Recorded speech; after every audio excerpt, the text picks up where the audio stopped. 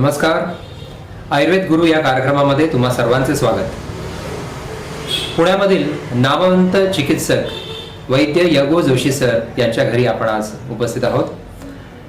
महाराष्ट्रामधील मागच्या 3-4 दशकांमध्ये जवळजवळ 2 पिढ्यांना आयुर्वेदीय चिकित्सेचे आयुर्वेदीय काय चिकित्सेचे मार्गदर्शन देणारा ग्रंथ काय चिकित्सा या काय चिकित्साकार ग्रंथाचे रचनाकार लेखक वैद्य यगो जोशी यांना महाराष्ट्रात कोणी ओळखत नाही असं नाही.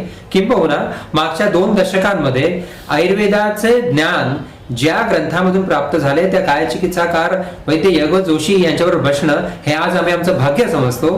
किंबहुना आयुर्वेदासाठी मागच्या 3-4 पिढ्यामध्ये ज्यांनी केवळ आयुर्वेदाचे ज्ञानामृत पाजून अनेक पिढ्या घडवल्या त्या वैद्य यगो जोशी सरांचे आयुर्वेद गुरु या कार्यक्रमामध्ये मी सर्वप्रथम स्वागत करतो. नमस्कार सर. एक बहुआयामी व्यक्तिमत्व असं ज्यांना म्हणता येईल असे वैद्य यगो जोशी सर. सर, सर्वप्रथम तुमच्या आजच्या जडणघडणीला तुमच्या व्यक्तिमत्वाला आकार देणारे तुमचे गुरु वैद्य भावी गोखले वैद्य मामा गोखले यांच्याबद्दल थोडक्यात. मला वाटतं त्याची यादी माझे 2 गुरु आयुर्वेदातले मी मानतो. एक म्हणजे माझे वडील, तेही वैद्य होते. निपाणी हे जे बेळगाव जवळचं गाव, बेळगाव जिल्ह्यातलं कोल्हापूर जवळचं गाव, तिथं ते प्रॅक्टिस करणारे. आयुर्वेदाची प्रॅक्टिस अनेक वर्ष त्यांनी केली. पण लहानपणापासून असे संस्कार घडले की जे अन्य वैद्यक शास्त्रांनी बरे न होणारे रोग हे किती चांगल्या तऱ्हेने बरे होऊ शकतात हे मी पाहिलं.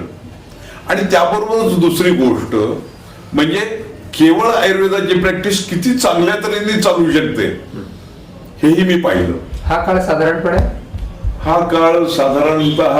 माझा जन्म 36चा, 1940 ते 45 पर्यंत 50 पर्यंतचा काळ.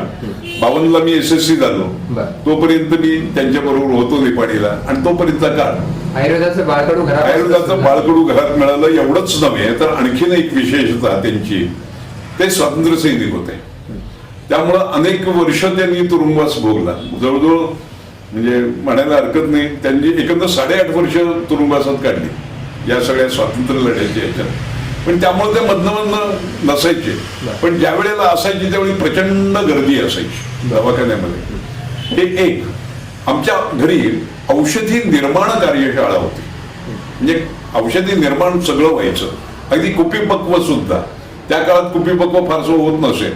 त्यामुळे पुण्यातून मामा गोखलेंसारखे लोक, नानलशास्त्र्यांसारखे लोक आमच्या घरी येऊन राहायचे कुपीपक्व पाहायला आणि शिकण्याकरता म्हणून. त्यामुळे लहानपणापासून आयुर्वेदाचे संस्कार झालेले आणि आपण आयुर्वेदाची पुढे प्रॅक्टिस करायची असं पहिल्यापासून ठरवलेलं. तेव्हा माझे पहिले गुरु आयुर्वेदाच्या क्षेत्रातले म्हणजे माझे वडील.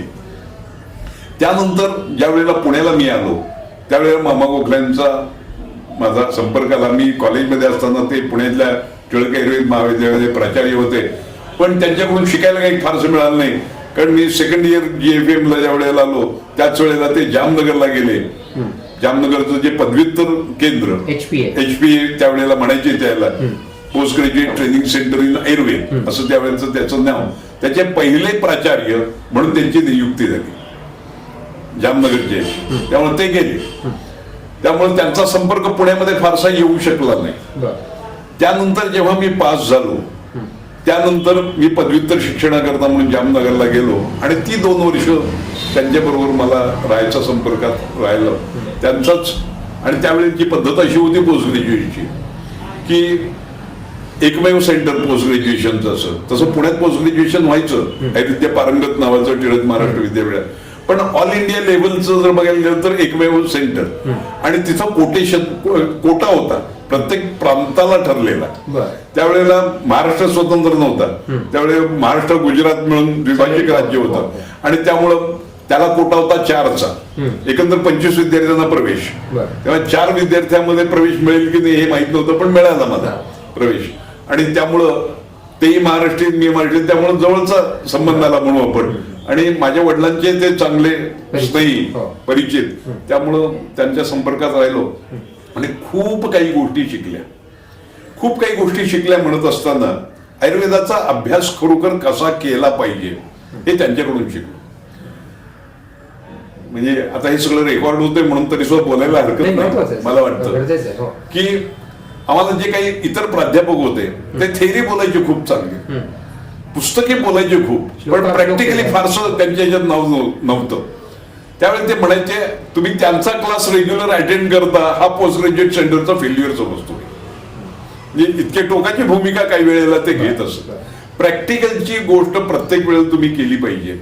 प्रत्येक गोष्टीला का कसं कशा करता ही त्रयी जपल्याशिवाय तुम्हाला होणार नाही.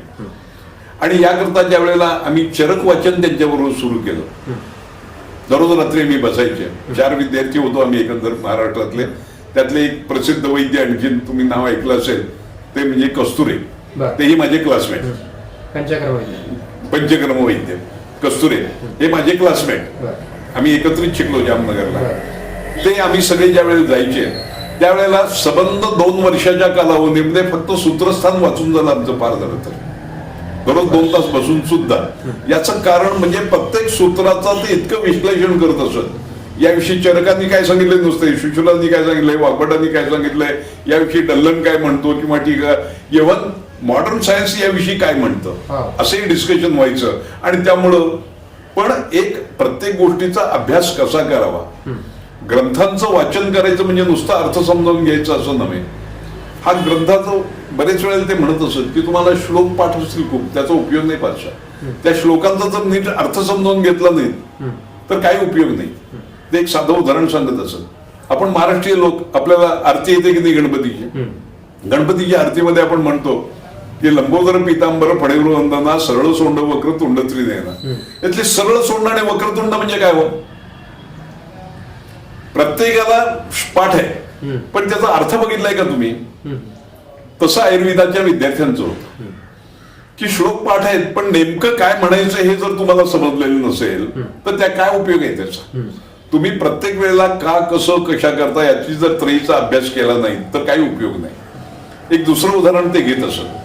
ते म्हणजे आपण स्नेहसिद्ध कल्पना मांडतो, यदा फेनोद्भवम तैले फेन शांतिश्च सर्पेशी. बरोबर आहे. म्हणजे काय घडतं, त्यातला पाण्याचा अंश गेला की आपण म्हणतो मग यदा फेनोद्भवम तैले आणि फेन शांतिश्च सर्पे असं का घडतं. तुम्ही इंटरसायन्स होऊन जर आलेले विद्यार्थी आहात तर त्याच्याकडे फिजिक्सचे नियम काय आहेत हे नको का तुम्हाला माहित. म्हणजे इतका बारकाईने विचार त्यांचा चालायचा प्रत्येक गोष्टीमध्ये. आणि त्यांची एक फार चांगली हे होती, मनात विचार आला की तो कागदावर नोट करायचा. मग त्याचा पुढे कधी उपयोग होईल काय होईल ही गोष्ट वेगळी. आणि प्रचंड प्रॅक्टिस असायची. म्हणजे ओपीडीला सुद्धा जर बघायला गेलं जामनगर सारख्या इथं तर असायचीच, पण जामनगरला सुद्धा सकाळी 10ला सुरू केलं की संध्याकाळी 4 वाजेपर्यंत त्याची ओपीडी संपायची नाही. पण भयंकर संतापी ग्रस्त, संतापी असले तरी कुठलीही इकडची तिकडे त्यांचा सगळ्यात विश्वास जास्त पेशंटवरती. पेशंट म्हणतो ते खरं आहे. एखाद्या पेशंटने आज हे माझं घडलं नाही, किती ऍक्सिडेंट त्याचं मी केलं होतं, पेशंट काय असं मुद्दाम सांगणार नाही आज माझं दिलं गेलं नाही म्हणून. त्याच्या भल्याकरताच तो विचार करणार की नाही, तो कशाला खोटं बोलेल. पहिला विश्वास पेशंट वरती, दुसरा आया किंवा सिस्टर असतील आणि तिसरा माझ्या असिस्टंट वरती, असं ते नेहमी म्हणत असत. आणि प्रत्येक बाबतीत पण हे करत असताना त्यांचं आणखीन एक मत होतं जे फार महत्वाचं होतं असं मला वाटतं, ज्याचे माझ्यावर संस्कार झाले. ते म्हणजे एकम शास्त्रम अधियानो न विद्या शास्त्र निश्चय या दृष्टीने अर्वाचीन वैद्यक शास्त्राचा अभ्यासही पूर्णांशाने केला पाहिजे. मुळामध्ये मामा गोखले यांचं जर थोडंसं बोलायचं झालं तर ते फायनल MBBS ला होते मुंबईच्या कॉलेजमध्ये. आता कॉलेजचं नाव आठवत नाही मला, ते पुस्तकात लिहिले मी. पण फायनल MBBS ला असताना गांधीजींनी जी हे दिली की कॉलेज सोडा, शाळा सोडा, त्या ह्याच्यात त्यांनी ते सोडलं. मग यांचं काय करायचं, MBBSच्या ह्याच्यात सोडले फायनल इयरचे विद्यार्थी म्हणून त्यावेळेला टिळक महाराष्ट्र विद्यापीठाने आयुर्विद्या विषयाचा हा कोर्स सुरू केला. ह्या एका व्यक्तीसाठी नाही, असे अनेक होते. आणि पुण्यामध्ये आयुर्वेद महाविद्यालयात त्यावेळेला टिळक विद्यालय म्हणून होतं ते, त्या टिळक विद्यालयात याचा कोर्स सुरू झाला. पण टिळक विद्यालयामध्ये त्यावेळेला नुसता आयुर्वेद नव्हता, त्यावेळेला कॉमर्सचंही होतं, आयुर्वेदाचंही होतं, आणखीन 2 असे 4 कोर्स चालत. नंतर तो फक्त आयुर्वेदाचा राहिला, त्यामुळे ते टिळक आयुर्वेद महाविद्यालय झालं. पण नंतर त्याच्यावरही बंदी आली टिळक या नावावर, कारण टिळक या नावावरच हो. त्या म्हणून नुसतंच आयुर्वेद महाविद्यालय म्हणून बरीच वर्ष होतं ते. आणि मामा गोखले ज्यावेळेला पुन्हा परत आले स्वातंत्र्य काळानंतर, त्याचं नाव पुन्हा टिळक आयुर्वेद झालं. पण एक त्यांची भूमिका होती की ॲलोपॅथीचाही तितकाच अभ्यास केला गेला पाहिजे.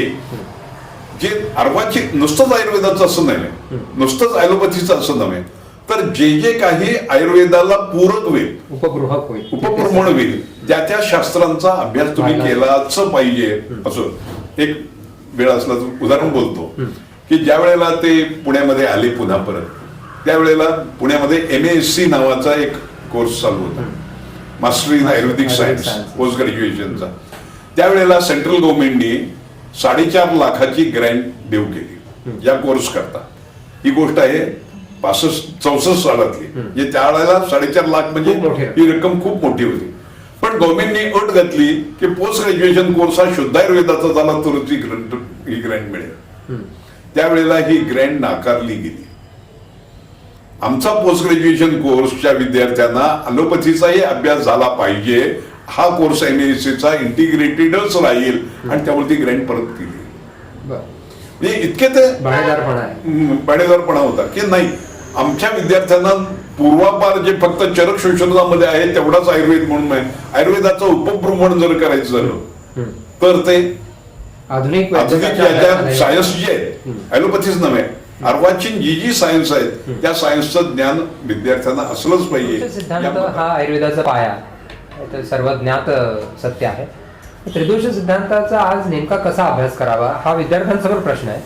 आणि या त्रिदोष सिद्धांताचं प्रॅक्टिकल ऍप्लिकेशन कसं करावं, आलेल्या रुग्णामध्ये प्रत्यक्ष चिकित्सेमध्ये व्यवहारामध्ये त्याचा उपयोग कसा करावा यावर अधिक प्रकाश टाकावा. रुग्णावर कसा करावा हे तर बघितलं पाहिजेच, पण त्याच्या आधी थोडंसं आपण थिअरॉटिकल शास्त्रीय पद्धतीचा विचार करू असं मला वाटतं.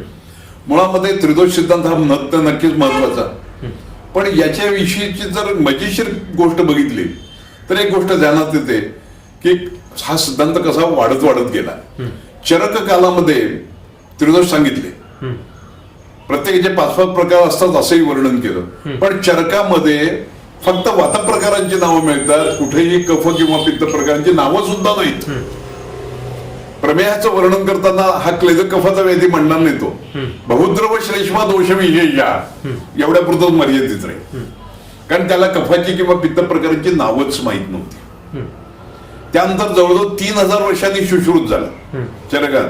त्यावेळेला पित्ताची नावं त्याला माहित होती. त्यावेळेला रंजकाग्नी, पाचकाग्नी अशी शब्द प्रयोग केले, पण सुश्रुताला सुद्धा कफ प्रकारांची नावं माहीत नव्हती. जे आयुर्वेदाचे बेसिक प्रिन्सिपल्स म्हणतो आपण त्रिदोष, त्याच्याविषयीची कथा आहे. त्यानंतर झालेला वाग्भट आणखी 1000 वर्षानंतर जवळजवळ, त्याच्यामध्ये मात्र वातपित्त कफ या तिघांची नावं, त्यांची स्थानं, त्यांची कर्म या सगळ्यांचं विस्ताराने विवेचन मिळालं. अष्टांग संग्रहामध्येही आहे, अष्टांग हृदयामध्येही आहे. पण त्यातही आणखी जर बारकाईने विचार केला गेला थोडासा, तर त्यावेळेला वाताचे जे 5 प्रकार, प्राणव्यान, उदान, अपान, समान, या 5 प्रकारांनी निर्माण होणाऱ्या व्याधींचं वर्णन केलं. हे प्राणाने उत्पन्न होणारे व्याधी, हे अपानाने किंवा हे असं वर्णन वाग्भटामध्ये मिळतं. पण असं वर्णन पित्त किंवा कफ प्रकारांच्या विषयी नाही. हे पाचक पित्ताने होणारे, हे रंजक पित्ताने होणारे, हे जसं खरं आहे तसं त्यानंतरचा हा विचारच गेला. त्रिदोष सिद्धांतांचं पुढं उपभ्रमण झालं नाही, ते होणं आवश्यक आहे. उदाहरण सांगतो मी तुला. हे 5 प्रकार सांगितले, त्यांची कर्मही सांगितली. एक उदाहरण घेऊ आपण. वाक प्रवृत्ती, प्रयत्न, ऊर्जा, बलवर्ण, स्मृतिक्रिया ही उदानाची कर्म, बरोबर आहे. ही उदानाची जर कर्म असतील 5, म्हणजे ही जी कर्म आहेत, तर ही कर्म वाताच्या कोणत्या गुणाने होतात हो? तत्र वृक्ष लघु शीत खर सूक्ष्म चलोनाला, हे वाताचे गुण आहेत की नाही? मग वाताच्या कुठल्या गुणाने हे घडतं? कर्मभिस्तो अनुमीयन्ते नाना द्रव्याश्रिता हा गुणा, या दृष्टीने जर बघायला गेलं तर आपल्याला कर्मावरून त्याचे गुण समजले पाहिजेत. मग या कर्मांच्या आधाराने तुम्ही उदानाचे गुण ठरवू शकाल की नाही? केलाय का कोणी विचार असा? तो जोपर्यंत करत नाही तोपर्यंत उदानाची चिकित्सा कशी करणार तुम्ही? मग असा कुठला गुण आहे? वाक प्रवृत्ती, प्रयत्न, ऊर्जा, बल, वर्ण, स्मृती ही कार्य कुठल्या तरी गुणांनी एकत्रित म्हणून एकाकडे सोपवली ना. म्हणजे असा कुठला गुण आहे की ज्याने हे घडतं, हा विचारच नाही. व्याधी नुसता वाताने होतो, नुसता कफाने होतो असं म्हणून काय उपयोग आहे का चिकित्सकाला? जोपर्यंत त्या अंशांश कल्पनेचा विचार करत नाही तोपर्यंत उपयोग नाही. निश्चित. मग काय, हा विचार नको का व्हायला? फक्त फार फार तो दोषक्षयाने व्याधी होतो का दोषवृद्धीने होतो इथपर्यंतची आपली मर्यादा. ती काय यावी हे मला कळलं नाही. दोषवृद्धीने होतो कारण माझ्या मतेप्रमाणे दोषवृद्धी कारण संचय प्रकोप प्रसर या क्रमाने गेल्याशिवाय व्याधी जर उत्पन्न होणार नसेल तर अशी शंका काय यावी हे मला कळत नाही. पण मग काय, आता या त्रिदोषाविषयीची एक साधी उदाहरण सांगतो तुला मी. ज्वर हा कुठल्या दोषाचा व्याधी? प्रामुख्याने पित्तदोषाचा. प्रामुख्याने पित्तदोषाचा नव्हे. पित्ताशिवाय ज्वर नाही, बरोबर की नाही? म्हणजे प्रत्येक याला पित्त हे कारणीभूत आहे की नाही? मग पित्तचे ज्वर म्हणजे काय? ज्वर हा जर पित्ताशिवाय उत्पन्न होत नाही तर पित्ताचे ज्वर म्हणजे काय? एकदा गोमूत्र म्हणल्यानंतर गाईचं गोमूत्र म्हणायची जरूर आहे का? बरं, वाता ज्वर म्हणजे काय? त्याच्याजवळ वात आहे म्हणून. मग वाता ज्वर आणि वात पित्तच्या ज्वर यात फरक काय आला? कारण वात ज्वरामध्ये पित्ताशिवाय नाही. मग वात ज्वर आणि वात पित्त ज्वरामध्ये फरक काय? किंवा वात कफ ज्वर मी ते पित्त आहे, मग वात कफ ज्वर आणि सांधेपदिक ज्वर एक फरक काय? कोणी विचारच केलेला नाही. आणि तो विचार जोपर्यंत तुम्ही करत नाही या पद्धतीने गुणात्मक विचार जोपर्यंत करत नाही तोपर्यंत त्रिदोष सिद्धांत समजलेच असं मला वाटत नाही. त्रिदोष सिद्धांत जर नीट समजायला पाहिजे असतील तर हा विचार पुढे व्हायला पाहिजे. आपण एखादं द्रव्य किंवा एखादा रोग हा आपण म्हणतो हा पित्ताचा आहे, पण औषध वेगळं. हा ज्वर ही पित्ताचा व्याधी, आम्लपित्त ही पित्ताचा व्याधी, पण दोन्हीमध्ये चिकित्सेमध्ये का फरक आला? तर ज्वरामध्ये उष्ण तीक्ष्ण गुणाने पित्त वाढतं तर आम्लपित्तामध्ये द्रवसर गुणाने वाढतं. त्यामुळे चिकित्सा इव्हन आम्लपित्तामध्ये ग्राही औषधं वापरायला पाहिजे तुम्हाला, जी उष्णस्य द्रवशोषक म्हणजे उष्णवेगात्मक औषधं वापरावी लागतात, जी ज्वरामध्ये चालणार नाही. हा चिकित्सेतला फरक जर करायचा झाला तर तुम्हाला प्रत्येक याच्यातला अंशांश कल्पनेचा विचार कळलाच पाहिजे आणि तो जाणून घेतला गेला पाहिजे. हे माझं त्रिदोष सिद्धांताविषयीचं अगदी प्रिलिमिनरी पहिलं मत. एक निराळ उदाहरण घेतो तुमच्याकरता. समजा आपण कुठलं उदाहरण घेऊ जरा, एक सांगतो तुला. चिकित्सेचे प्रकार सांगताना एक सांगितलं की दोष प्रत्यनिक चिकित्सा, एक सांगितलं व्याधी प्रत्यनिक चिकित्सा आणि एक उभय प्रत्यनिक चिकित्सा. काय फरक आला हो? दोष प्रत्येने फक्त दोषांचा विचार केला, इथं त्याच्या दोषाच्या विरुद्ध. व्याधी प्रतिकारामध्ये काय विचार करणार तुम्ही? त्या संप्राप्तीचा विचार करणार की नाही? म्हणजे दोषांचा विचार करणारच की नाही? मग उभय प्रत्येक वेगळी कशी? काय वेगळं पण आहे याच्यामध्ये? जोपर्यंत तुम्हाला हा विचार करता येत नाही तोपर्यंत आयुर्वेद समजला असं मला वाटत नाही. म्हणजे अगदी वेगळं मी बोलतोय असं तुम्हाला वाटतं, पण जेवढं चरकांनी सांगितलंय तेवढाच आयुर्वेद असं मानता उपयोग नाही. आयुर्वेदाचं उपब्रह्मण झालं पाहिजे, जे आयुर्वेदाची जी मूलभूत सिद्धांत आहेत त्या सिद्धांतांच्या आधाराने. सिद्धांत तर बदलता येणार नाहीत आपल्याला, मग बदलायचं ठरवलं तरी ते बदलू शकत नाही आपण. पण मग या सिद्धांताच्या आधाराने उपब्रह्मण जर करायचं झालं तर काय कशा पद्धतीने करायचं हे विद्यार्थ्यांच्या पुढे यायला पाहिजे असं मला वाटतं.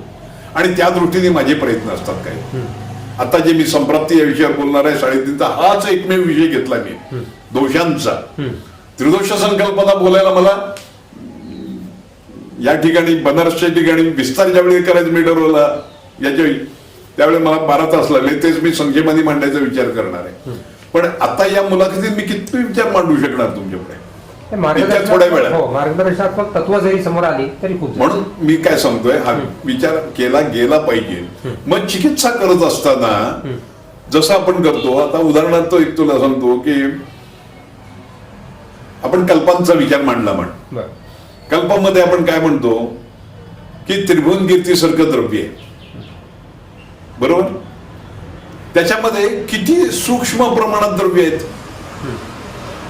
आपण म्हणतो चूर्ण वापरायची झाली तर काही ग्रॅम वापरली पाहिजेत. 5 ग्रॅम 10 ग्रॅम पर्यंत वापरा. एका त्रिभुवनकीर्तीमध्ये 8 द्रव्य, त्यातलं प्रत्येकाचं प्रमाण गेलं तर मिलीग्रॅम मध्ये 30 मिलीग्रॅम येईल. मग आपण म्हणतो याच्यात हे आहे म्हणून इतकं कार्य. अरे कसं काय एवढ्या तर त्यातल्या पारदगंधकाच्या संयोगामुळे योगवाहीमुळे. बरोबर आहे? मग असं पारदगंधकाचे इंधनाणी द्रव्य आपण वापरतो. काही वेळेला त्रिभुवनकीर्तीमध्ये हिंगोळ वापरला, सूर्यशेखर मध्ये कज्जली वापरली, कुठे बरोबर परपटी वापरली. असं का? प्रत्येक वेळी कज्जली वापरणं सोपं नाही का?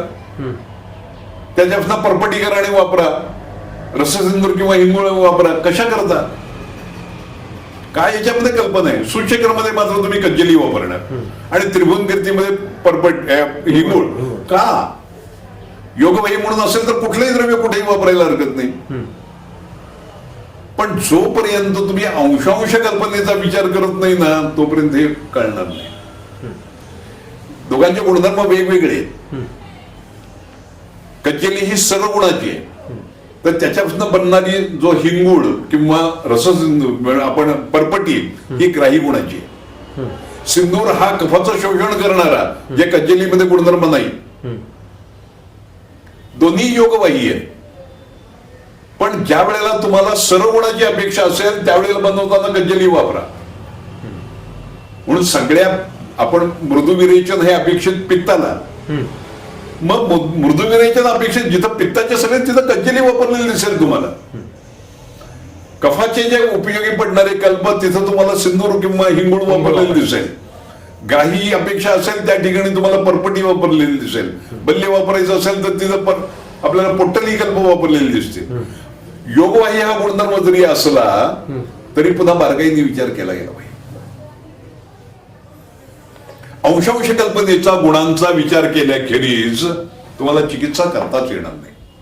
एखादं प्रत्यक्ष उदाहरण घेऊन आता व्यवहारातलं उदाहरण सांगतो तुला. आपण म्हणतो वातग्न द्रव्य, बरोबर? वातग्न द्रव्यामध्ये बटाटा वांग खाऊ नको कारण ते वातुळ आहे. बरोबर आहे का? बटाटा हा त्रिदोष खरं सांगितलेला आहे प्रत्यक्ष. नाही, मुळामध्ये गुणधर्मांचा विचार नको का करायला तुम्हाला? बटाटा हा बल्ले आहे. धातुक्षयजन्य वातव्याधी असेल तर तो हितकर ठरेल, ब्रुवण करेल. धातू मार्गावरोध असेल तर त्याचा त्रास होईल. बरोबर उलट गुणधर्म वांग्याचे. वांग हे आपल्या वार्ता काही उत्कृष्ट वातग्न सांगितलं, पण ते धातुक्षयावर चालणार नाही. संतर्पण जेव्हा असेल, संतर्पण असेल तर त्यावेळेला वांग. पण व्यवहारात आपण कसं सोयीचं म्हणून वांग बटाटा खाऊ नका. व्यवहारातलं उदाहरण निराळं घ्यायचं तर चातुर्मासात आपण म्हणतो कांदा आणि लसूण खाऊ नका. हे योग्य आहे का? एकंदर वर्षा ऋतूमध्ये ज्या वेळेला इतकं सर्दी पडते त्यावेळेला लसूण खा सांगायला पाहिजे. पण त्यानंतर शरद ऋतूमध्ये लसूण नको पण कांदा खा. पण व्यवहारात आपण काय म्हणतो चातुर्मासात कांदा लसूण खाऊ नका. कल्पांचा विचार करताना सुद्धा हा अंशांश कल्पनेचा विचार फार महत्वाचा. आपण म्हणतो की हे वातग्न द्रव्य आहे, पण रासना किंवा यासारखी जी द्रव्य आहेत गुगुलू ही धातुक्षयावर चालणार नाहीत. ती मार्गावरोध याच्यावर चालतील फक्त. याच्या उलट माश, बला, अश्वगंधा किंवा सुवर्णकल्प हे तुम्हाला मार्गावरोधावर वापरून चालणार नाही. हा विचार जोपर्यंत तुम्ही करत नाही तोपर्यंत नाही चिकित्सा यशस्वी होणार नाही. चिकित्सा यशस्वी होणार नाही. प्रत्येक गोष्टीचा विचार केला पाहिजे. तुम्ही म्हणजे एक आणखीन उदाहरण घेतो तुला जरा थोडं शास्त्रीय या दृष्टीने बघायचं. आपण काय म्हणतो की प्रवाहिकेमध्ये वरती जो कफ असतो आमाशयातला तो खाली यायला लागतो. वायू प्रवृत्त निश्चित मला असं नृत्य असतात हिताशन असं तो खाली आला. खाली येत असताना वायूच्या संपर्कामुळे त्यातली पिच्छलता कमी झाली, स्त्यानता आली, तो चिकटायला लागला आणि चिकटल्यामुळं तो बाहेर निघेन असा झाला. वायू तर ढकलतोय पण चिकटल्यामुळं म्हणून प्रवाहन करावं लागतं. म्हणून त्यावेळेला काय सांगितलं आपल्याला की पिच्छल द्रव्य द्या, पिच्छाबस्ती सारखे द्रव्य द्या किंवा स्नेह द्या. त्या ठिकाणी आवश्यक आहे, ही एक संप्राप्ती आहे. असं निराळं उदाहरण जर गेलं आमवताच घेऊ आपण. आमवतामध्ये आम आहे म्हणजे कफसदृश आहे, वायू आहे. त्या ठिकाणी चिकित्सा काय करणार तुम्ही? एरडच नाही. खरं बघायला तर आधी आयुर्वेदाच्या सिद्धांताप्रमाणे विचार केला गेला तर सामान दोषांन निररे, सर्वदेह प्रविसृतान सामान दोषांन निररेत. इथं साम आहे, सर्वदेह प्रविसृत आहे, तरी तुम्ही स्नेह विरेचन देणार, तरी स्नेह विरेचन देणार आणि म्हणणार उत्कृष्ट चिकित्सा आहे. उत्कृष्ट चिकित्सा त्याचं उत्कृष्ट, पण का? हाऊ इकडे सिद्धांत आपला सांगतो की इव्हन आपण वालुका पुट्ट निघाला, स्नेह लावू नका, बाहेरून सुद्धा स्नेह लावू नका, तिथं मात्र स्नेह विरेचन देणार. हे का? ही संप्राप्ती जर नीट समजावून घेतली नाही तर गोंधळ होणार आहे. इथं काय सांगितलं संप्राप्तीमध्ये की त्याचं वर्णन करत असताना केलं की तो जो आम आहे याची पिच्छलता कमी होत नाही, त्याचे वर्णन करताना श्लेष त्याची पिच्छलता जास्त वाढते. आमाचं वर्णन करताना बहुपिच्छलम असं त्या आमवातातल्या याचं वर्णन. मग कसं काय चालेल? अमावस्येत का द्यायचं नसतं शोधन? तर तो स्त्यान असतो, चिकटलेला असतो, चिकटलेला असल्यामुळं काढायचा प्रयत्न केला तर शरीर धातूंचा सुद्धा नाश होण्याची शक्यता. इथं काय घडलेलं आहे? इथं स्त्यानता आलीच नाही, इथं पिच्छलता जास्त वाढली. पण का? त्याला गतिमानता आहे उलटी, तो चिकटून बसलेलाच नाही. यत्रस्थ मामाम गरिजेत तमेव, ज्या ज्या ठिकाणी जातो त्या त्या ठिकाणी का त्याला एक प्रकारची गती आहे? कारण या ठिकाणी प्रवाहिकेमध्ये वृक्ष उडानी वायू वाढलेला आहे. इथं जो वायू वाढलाय तो चलगुणांचा, वृक्ष उडानी वाढलाच नाही. इथं स्निग्धम मुक्त होतो, यन्नम व्यायामम करूचा हे इथू, त्याला वृक्ष उडानी वाढेलच कसं? हा विचार दोषांच्या बाबतीत जर केला नाहीत ना तर नुसता वायू आहे, नुसता आम आहे, नुसता तो साम वायू आहे म्हणून द्यायचं नाही असं म्हणून नाही चालणार तुम्हाला. प्रत्येक वेळेला का, कसं, कशा करता या त्रयींचा विचार केल्याखेरीज तुम्हाला चिकित्सा करता येणार नाही. हे मुळामध्ये माझं प्रामाणिक मत आहे.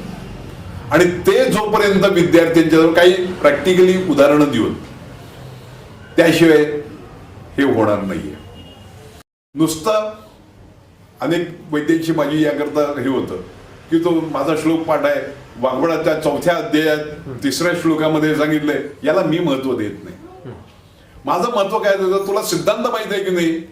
तो वाघबडात कुठं कसं सांगितलेलं असे ना, काय सांगितलंय आणि कशा करता सांगितलंय त्याच्या पाठीमागची जर भूमिका तुम्ही लक्षात घेतली, संदर्भ लक्षात ठेवणं हे फार महत्वाचं आहे. आणखी कुठल्या संदर्भात ते वाक्य आलेलं आहे. बरेच वेळेला काय करतं, संदर्भरहित एखादं कोटेशन दिलं जातं आणि संदर्भरहित कोटेशन दिलं की अनेक गोंधळ होतात. पुन्हा उदाहरण बोलू एखादं. आपण असं म्हणतो दोषांच्या विषयी चालू आहे म्हणून, दोषांचा संचय प्रसर माहिती आहे आपल्याला.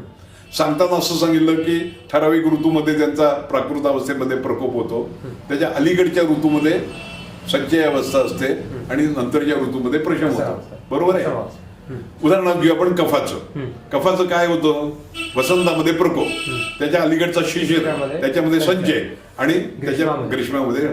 मग हेमंत ऋतूचा श्लेष्मा वसंत कफरोगो कृत का, हे सूत्र माहिती आहे पुन्हा तुम्हाला? हे कसं आलं?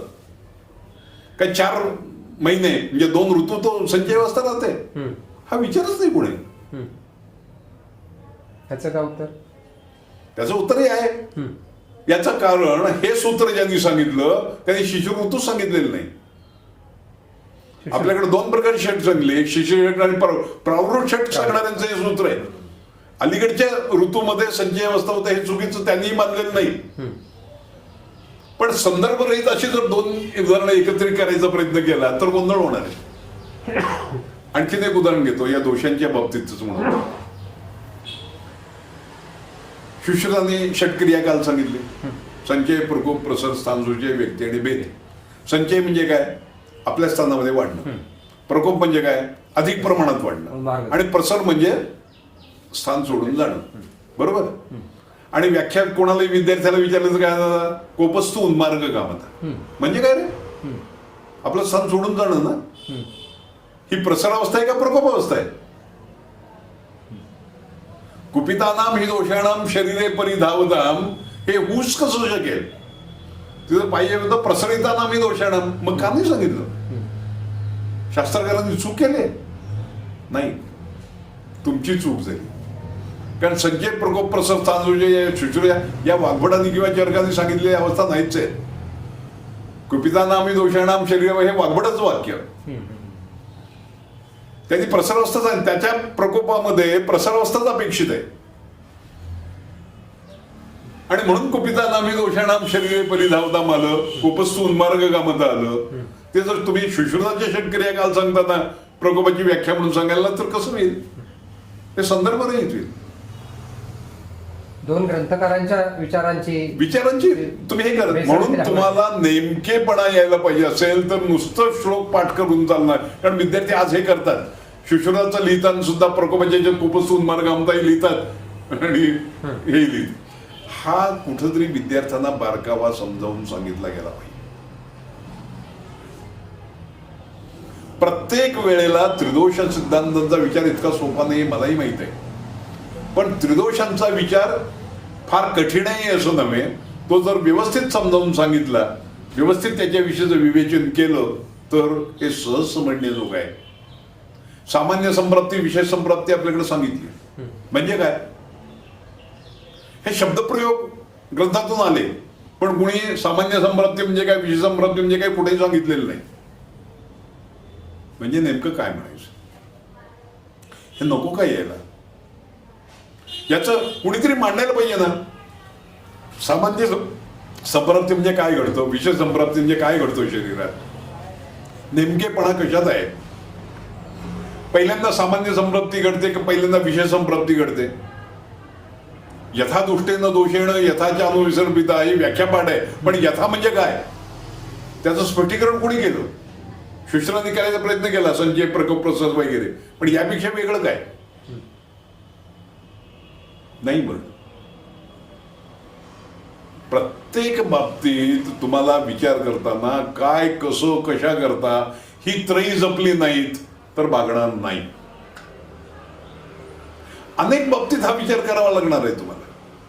म्हणजे नुसतं दोष संकल्पनेबद्दल नव्हे, औषधे निर्माणामध्ये सुद्धा मी मगाशी एक उदाहरण म्हणून सांगितलं, अशा अनेक उदाहरणं तुम्हाला सांगता येईल. हे कॉम्बिनेशन का केलं, कशा करता हे घातलं, एकत्र करण्यामागे काय उद्देश आहे शास्त्रकारांचा? मग आपल्याला एखादं नवीन औषध करताना काय केलं पाहिजे त्याशिवाय समजणार नाही तुम्हाला जर याचा बारकाईने विचार केला नाही तर. आणि म्हणून मला वाटतं की या त्रिदोष सिद्धांत समजावून सांगणं हे फार महत्वाचं. आणि ती काम करायचा प्रयत्न मी आजकाल करतोय. अनेक ठिकाणी मी आता जयपूरला वेगळ्या कॉन्फरन्स करता म्हणून गेलो होतो मी, पण तरी मी म्हटलं की मला पोस्ट ग्रॅज्युएटचे विद्यार्थी आणि सेकंड इयरच्या पुढच्या सगळ्या विद्यार्थ्यांशी बोलायचं आहे. तिथेही मी 4 तास हा विषय घेऊन बोललो. या शंका मी पहिल्यांदा विद्यार्थ्यांच्या पुढे मांडतो आणि विद्यार्थ्यांचा फार छान रिस्पॉन्स मला मिळतोय. आणि या दृष्टीने अभ्यासाकडे सुद्धा ते प्रवृत्त होतात. हे महत्वाचं. मला काय म्हणायचंय पुन्हा की आज विद्यार्थ्यांच्या बद्दल बरंच विद्यार्थी लक्ष देत नाहीत आयुर्वेद, असं नाहीये. विद्यार्थ्यांना जर नीट समजावून सांगितलं, तुम्ही जर नुसते श्लोक बडबडायला लागला, ते मी बडबड हा शब्द चुकीचा केला असेल का, पण मला प्रामाणिकपणे वाटतं ते की नुसते श्लोक तुम्ही जर त्यांच्या पुढे आणि एवढे पाठ करा, मला नाही वाटत त्याचा फारसा उपयोग आहे. श्लोक पाठ पाहिजे, ते तुम्हाला क्रमाने सांगण्याकरता किंवा सगळे एकत्रित करण्याकरता त्याचा उपयोग आहे. पण एखाद्याला श्लोक पाठ न करता जर त्याचे सिद्धांत जर तो व्यवस्थित सांगणार असला तर तोही तितकाच चांगला आहे, वैद्य आहे, असं मला नाईलाजाने नाही कळणार, पण म्हणणं कर्मप्राप्त आहे. त्रिदोष सिद्धांताचं सर आजचे जे आधुनिक आजार म्हणून आज जो समाजाला ग्रासणारा कोरोनरी आर्टरी डिझीज किंवा हार्ट डिझीज याचा जर विचार आता मी एक वेगळं उदाहरण घेतो. तू जी नावं दिलीत त्यापेक्षा मी सिकल सेलवर बरंच काम केलं. सिकल सेल म्हणजे आमच्या जवळजवळ 10,000पेक्षा जास्त पेशंटचं आता आमचं रेकॉर्ड तयार झाले आणि रिझल्ट आयुर्वेदिक चिकित्सेने खूप छान आले. पण आता त्याच्यामध्ये काय लक्षणं असतात रे? पांडुता असते, sickle cell anaemia, it's a hereditary disorder, genetical problem असतो आणि त्यामुळं उत्पन्न होणारा. त्यात काय घडतं, आरबीसीला त्याला एक प्रकारचा वेगळा आकार येतो सिकल सेलचा, आणि त्यामुळे ते ब्रेकअप होतं आणि त्यामुळे ते सगळं साचून राहायला लागतं शरीरामध्ये. हे साचतं कुठे तर संध्यांच्यामध्ये, लिव्हरीमध्ये, आणि त्यामुळे जॉन्डिस सारखी सगळी प्रत्येक पेशंट हा पिवळे जर डोळे, जॉन्डिसची सगळी लक्षणं, जॉईंट पेन्स, आर्थरायटिस ही लक्षणं तुम्हाला दिसतात. पांडुता आहे, संधिशूल आहे, कामला आहे, म्हणून त्यांचं निदान मी नुसतं वातपित्तच्या पांडू म्हणून करून चालणार आहे का? मला काय उपयोग आहे का चिकित्सेचा? याच्या मागची जर संप्राप्ती समजावून घ्यायची असेल तुम्हाला तर नीट समजावून घ्यायला नको का? तू जी उदाहरणं दिलीस त्यापेक्षा वेगळं उदाहरण घेतोय मी. पण इथे मला नुसतं हा वातपित्ताचा व्याधी आहे म्हणून भागेल का? नेमकं काय घडलं इथे? इथं घडलंय आरबीसीस नीट तयार होत नाही. म्हणजे तुम्हाला चिकित्सेवर भर दिला पाहिजे. कुणाला? आरबीसीस कशा तयार होतील ते जर केलं तर त्याचा उपयोग नाहीये. म्हणजे आरबीसीस तयार, कुठलाही धातू जर शरीरात नीट निर्माण व्हायला पाहिजे तर 4 घटक पाहिजे. एक पोषकांश मिळाला पाहिजे, एक तो पोषकांश योग्य ठिकाणी स्रोतापर्यंत जाऊन पोहोचला पाहिजे, म्हणजे अनुपद गती पाहिजे वायूची. तिसरं ते स्रोतच प्राकृत पाहिजे, आणि चौथं त्या ठिकाणचा अगदी परिणाम. या चारीपैकी कशाचं काय झालंय याचा विचार नको का करायला? एक निराळं उदाहरण मांडतो तुझ्यापुढे. माझ्याकडे एक पेशंट आला, वय वर्षे 15 महिने. आता 15 महिन्याच्या मुलाला होता डायमंड ब्लॅकफॅन एनिमिया. आता डायमंड ब्लॅकफॅन एनिमिया म्हणजे काय मला माहित नाही, किंवा मॉडर्नच्या लोकांनुसार विचारलं तर एकदम नाही सांगता येणार. पण हा मुलगा जो होता त्याचे आई वडील दोघेही मॉडर्न मधले पोस्ट ग्रॅज्युएट MD, म्हणजे ॲलोपॅथी मधले मेडिसिन.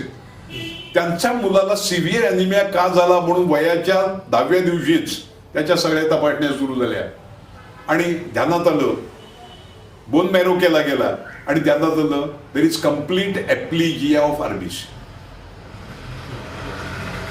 आरबीसी तयारच होत नाही त्याच्या शरीरात. माझ्याकडे वयाच्या 15व्या महिन्यापर्यंत ज्या वेळेला आला त्यावेळेला त्याला 16 वेळेला ट्रान्सफ्युजन झालेली होती 15 महिन्यामध्ये. पॅक्सेल व्हॉल्यूम ज्याला म्हणतो ते दिलं गेलेलं, आणि स्टिरॉइड्स 30 मिलीग्रॅम्स या वयामध्ये डेली चालू होतं. त्याच्यावर तो जगला होता. माझ्याकडे घेऊन आले पेशंट, नांदेडचा, एवढ्याला आमचा. पण त्यांनी कुणीतरी सांगितलं की योगो जोशींच्याकडे जाते, रक्ताच्या ह्याच्यावरती काम करतायत. माझी नेहमीची पद्धत म्हणजे मी इथल्या मॉडर्नच्या डॉक्टरांचा सल्ला घेतो, त्यांनाही दाखवतो एकदा, तुम्ही बघा तुमचं काय मत आहे ते रेकॉर्ड करतो मी त्यांचंही, आणि फॉलोअपलाही त्यांच्याकडे पाठवत असतो. मी म्हणणं हा पेशंट मी बरा केला असं म्हणण्यापेक्षा दोघांनी म्हणून म्हणणं केव्हा जास्त योग्य आहे. कारण मी डायग्नोसिस काही करण्यापेक्षा मी आयुर्वेदाच्या दृष्टीने डायग्नोसिस करेन. आता या रुग्णामध्ये काय संप्राप्तीचा विचार मला करायला लागेल? संप्राप्तीचा विचार करताना याच्यामध्ये आरबीसीस तयार होत नाही. आरबीसीस अर्वाचीन वैद्यकशास्त्र म्हणून तयार होतात बोन मॅरो मध्ये. आयुर्वेदाने कुठं सांगितलंय रक्त वस्रोतच, यकृत क्रिया सांगितलेली. पण आता हे इन्क्लूड नको का तुम्हाला करायला? महत्वाचा घटक म्हणून मी चिकित्सा जी वापरली ती मज्जावस्रोतावर कार्यकारी, बोन मॅरोवरती कार्यकारी.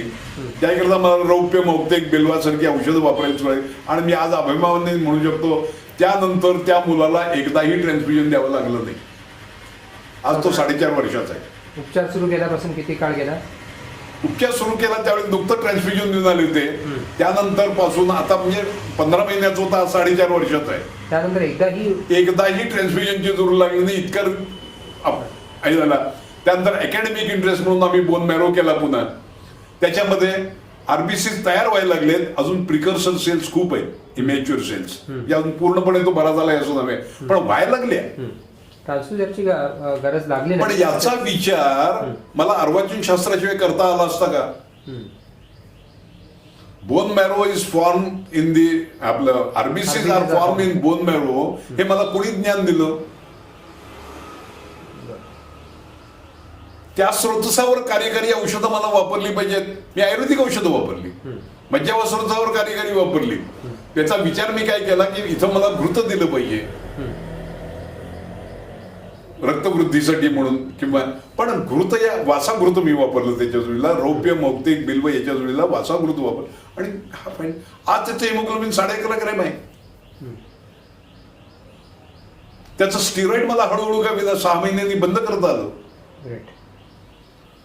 अजून तो पूर्ण बरा झालाय असं मी म्हणत नाही, पण नवीन व्याधींचा विचार करताना तुम्हाला अर्वाचीन शास्त्राची मदत घ्यावीच लागणार आहे. पण मग आपल्याला असं म्हणता येईल का की एकंदरच जे मूळ आर्ष ग्रंथ आहेत, शरदशिवश्रुतादी म्हणा किंवा भावप्रकाशादी म्हणा, यांना आधुनिक कॉमेंट्रीची गरज आहे? नक्कीच. 21 उदाहरण सांगतो मी तुला. आपण काय म्हणतो, चरकांनी सांगितलेलं म्हणजे ते खरं आहे, मी मानत नाही. त्यावेळेला त्यांनी सांगितलं खूप चांगलं काम केलंय, खूप उत्कृष्ट काम केलंय चरकाने असो शिवश्रुतादी, पण त्यालाही मर्यादा होते की नाही. आताच्या नवीन शास्त्राप्रमाणे जे बदल झाले ते उदाहरण घेतो तुला, की शिवश्रुतादी सांगत असताना जलोकांचे 2 प्रकार सांगितले. एक म्हणजे नर आणि मादी. प्रत्यक्षात तसे असत नाहीत, दे आर हार्मोप्रोडाक्ट. मग आता शिवश्रुतांनी सांगितले म्हणून आपण मानायचं का? आता हे बदल नको का करायला? नसतात बाबा, मग मला याच्यावर कुणी नाही, त्यांच्या काळी असतील एखाद वेळ. हे आपली पळवाट आहे. म्हणा की शिवश्रुतांनी खूप चांगलं काम केलंय, पण त्यावेळेला त्यात समजलेलं नव्हतं अजून. हे म्हणायला का अडचण वाटावी तुम्हाला? ज्या वेळेला चरक म्हणतो मधाचे गुणधर्म सांगताना योगवाही हे सांगत असताना, मधमाशी ही अनेक प्रकारच्या फुलातले मध गोळा करते आणि त्यामुळे त्यात योगवाही आली, योगवाहीत्व आलं असं चरकांनी नाही, चक्रदत्तांनी म्हटलं. पण हे बरोबर आहे का? आधुनिक शास्त्र असं सांगतं की मधमाशी एका पोळ्यामध्ये एकाच जातीच्या फुलांचा मध गोळा करते, त्यात मिक्सचर असत नाही. आणि म्हणून त्याच्यामधले परागकण पाहून हा याचा मध आहे, हा त्याचा मध, याचं विश्लेषण करता येतं तुम्हाला, कारण एका याच्यामध्ये 2 याचे असतच नाही. मग आता चक्रदत्तांनी सांगितलं म्हणून हे मानायचं का? आधुनिक वैद्यकशास्त्र सांगता हे मानायचं? हे बदल आपण करायला पाहिजे. आणि त्यात वाईट वाटायचं काही कारण नाही. चक्रदत्तांनी चुकीचं सांगितलंय म्हणण्यापेक्षा चक्रदत्तांनी खूप चांगलं काम केलेलं आहे, पण त्याच्या काळी जे अपुरं राहिलं होतं त्याचं बदल नको का करायला आपण? का चरकांनी सांगितलं होतं म्हणून आम्ही ते मानणार नाही म्हणून चालणार तुम्हाला? पण मग त्रिदोष सिद्धांताला 21व्या शतकामध्ये कॉमेंट्री देऊ म्हटलं किंवा त्रिदोष सिद्धांत अपग्रेड करू म्हटलं तर तो कशा प्रकारे करता येईल? मला म्हणायचं आधी आयुर्वेदाच्या दृष्टीने उपब्रह्मण चांगल्या तऱ्हेने करा, मग मॉडर्नची काय मदत घ्यायची ती घ्या. नर्वस सिस्टीमचा विचार तुम्हाला वाताचा विचार करताना करावाच लागेल, पण आयुर्वेदाच्या दृष्टीने सुद्धा वाताविषयी किंवा दोषांच्या विषयी खूप बोलता येण्याजोग आहे आधी. आता आणखीच एक दोषांच्या विषयीचं उदाहरण सांगतो. आपण गती मानतो, दोषगती. दोषगती म्हणजे काय? गती ही फक्त वाताला आहे. पित्तपंगू, कफपंगू, पंगव मला दात्वा या न्यायाने जर बघायला गेलं तर वाताला गती आहे, पण त्यातही आपण म्हणतो वात म्हणजे गतीच्या प्राण हा दोगामी, उदाना ऊर्ध्वगामी. बरोबर आहे का? होय. निश्वासांना प्रवेश करू म्हणून अधोगामी का? पेशंट झोपलेला असला का तिर्यगामी का नाही म्हणायचं? प्राणायाम करताना त्याचे श्वास कसा चालणार आत जाताना? किंवा स्टीवन क्षवदोद्गार ही त्याची पहिली कामं, ती ऊर्ध्वगामी आहे. मग त्याला अधोगामी का म्हणणार? मुळामध्ये या गतीचा वेगळ्याच दृष्टीने तुम्हाला विचार करायला पाहिजे. उदाहरण जर घ्यायचं झालं तर प्राणाची आत स्वीकारण्याची गती आहे आणि उदानाची बाहेर टाकण्याची नव्हे, ती अपानाचं कार्य बाहेर टाकणे. उदानाचं उदात्तीकरण करणं, प्रगटीकरण करणं. आपण म्हणतो काय म्हणतो याचा एखादा काय उदात्तीकरण असा शब्द म्हणून, किंवा पचनाच्या वेळेस शब्द इथं पित्ताचा काय झाला उदीरण झालं. हा उदीरण, उदीरण म्हणजे व्यक्तीकरण आहे, त्याचं नवीन निर्माण नाही, कुठेतरी आधी निर्माण झालं ते व्यक्त झालं. उदाहरणाचे कार्य सांगायचा वाक प्रवृत्ती, प्रयत्न, ऊर्जा, बल, वर्ण, स्मृती ही सगळी व्यक्तीकरण आहे. उदाहरणाचं व्यक्तीकरण हे कार्य, अपनाचं विसर्जन हे कार्य, प्राणाचं आत स्वीकरण हे कार्य, व्यानाच्या सगळ्या तऱ्हेच्या गती. हा विचार नको का मांडायला? चिकित्सा उदाहरणाची गती काय म्हणणार तुम्ही? व्यक्तीकरण आहे, अपनाची बाहेर विसर्जित करणं आहे. हा विचार मांडला पाहिजे, ते अधोगामी ऊर्ध्वगामी नव्हे. किंबहुना दुसऱ्या गतीचा आपण विचार करतो, त्रिविधाच्या परा सांगत असताना मध्यम मार्ग, बाह्य मार्ग आणि अभ्यंतर मार्ग यातही बदल करायला पाहिजे तुम्हाला. मध्यम मार्ग म्हणजे काय हो? आपल्याकडे दोषायांतितदाभ्या श्रुतोमुख विशोधना वृद्ध्याभिषेधना पाकात वगैरेचे वर्णन केलं. दोष शाखेतून कोष्ठात कसे जातात सांगितलं, कोष्ठातून शाखेत काय. मध्यम मार्गातलं काय होतं? कुठं नाही वर्णन. का नाही वर्णन?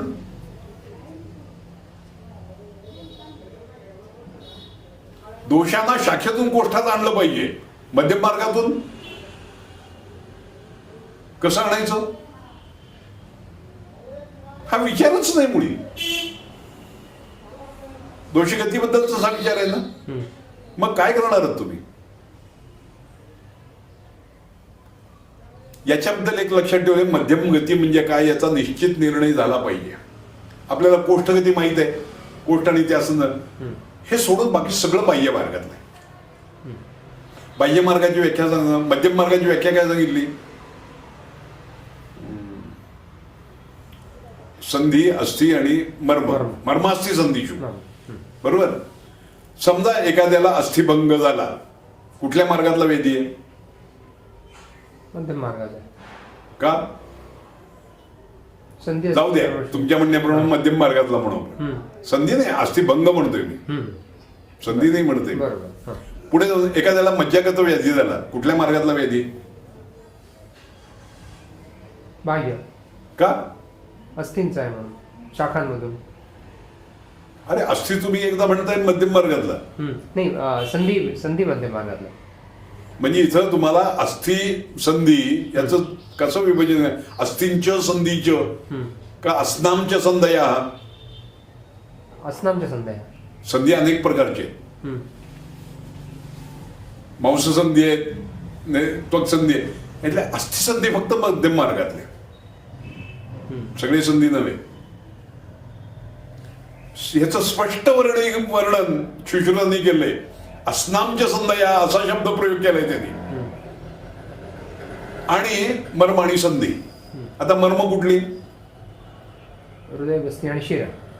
शिर, हृदय आणि बस्ती हे तिन्ही मध्य आभ्यंतर मार्गात नाहीत. म्हणजे हृदय आणि बस्ती हे आभ्यंतर मार्गात नाहीत, कोष्ठाशी संबंधित नाहीत.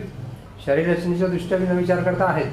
मग वेगळे पण काय झालं यात? फक्त साध्यासाध्यता सांगताना विचार याचा करायचा. या ठिकाणचे व्याधी कष्टसाध्य आहेत. त्यावेळेस संधी हा शाखागत नाही का? या अस्थि संधी आहे, मग तरी सुद्धा तिथं का घातलं? कोष्ठाशी संबंधित नाही. मध्यम त्या ठिकाणचे व्याधी कष्टसाध्य. म्हणजे तुम्हाला त्याचं साध्यासाध्यत्व कळण्याकरता, प्रोग्नोसिस कळण्याकरता, म्हणून उपयोगी व्हावं याकरता हा एक वेगळा ग्रुप केला, बाह्य मार्गातला किंवा अभ्यंतर मार्गातला वेगळा काढून. तो शाखेतून कोष्ठात, कोष्ठातून शाखेत काय एवढं पुरेसं आहे तुम्हाला चिकित्सेच्या दृष्टिकोनातून. हा दोष प्रत्येक बाबतीत विचार केला पाहिजे हो. दोषाच्या बाबतीत आता त्वचा म्हणजे अगदी विषयांतर होईल थोडस, पण त्वचा आपण 7 बांधल्या, बरोबर आहे? त्वचा 7 आहेत. आता लगेच सांगतात की मॉडर्नच्या दृष्टीने 7 लेयर्स सांगितले. 7 लेयर्स असल्यामुळे त्या 7, बरोबर आहे काय? त्या मायक्रोस्कोपिक लेयर्स आहेत मॉडर्नच्या दृष्टीने सांगितलेले. आपल्याकडे व्रीही, 1.5 व्रीही, 2 व्रीही एवढं सांगितली त्याची. मग मायक्रोस्कोप लेयरची त्याच्याशी तुलना का करता तुम्ही? मग 7 त्वचा म्हणजे काय? मुळामध्ये त्वचा म्हणजे काय? त्वचा म्हणजे आवरण, बरोबर आहे? त्वचा म्हणजे स्किन, याच्याबद्दल. पण त्वचा म्हणजे केवळ स्किन नव्हे.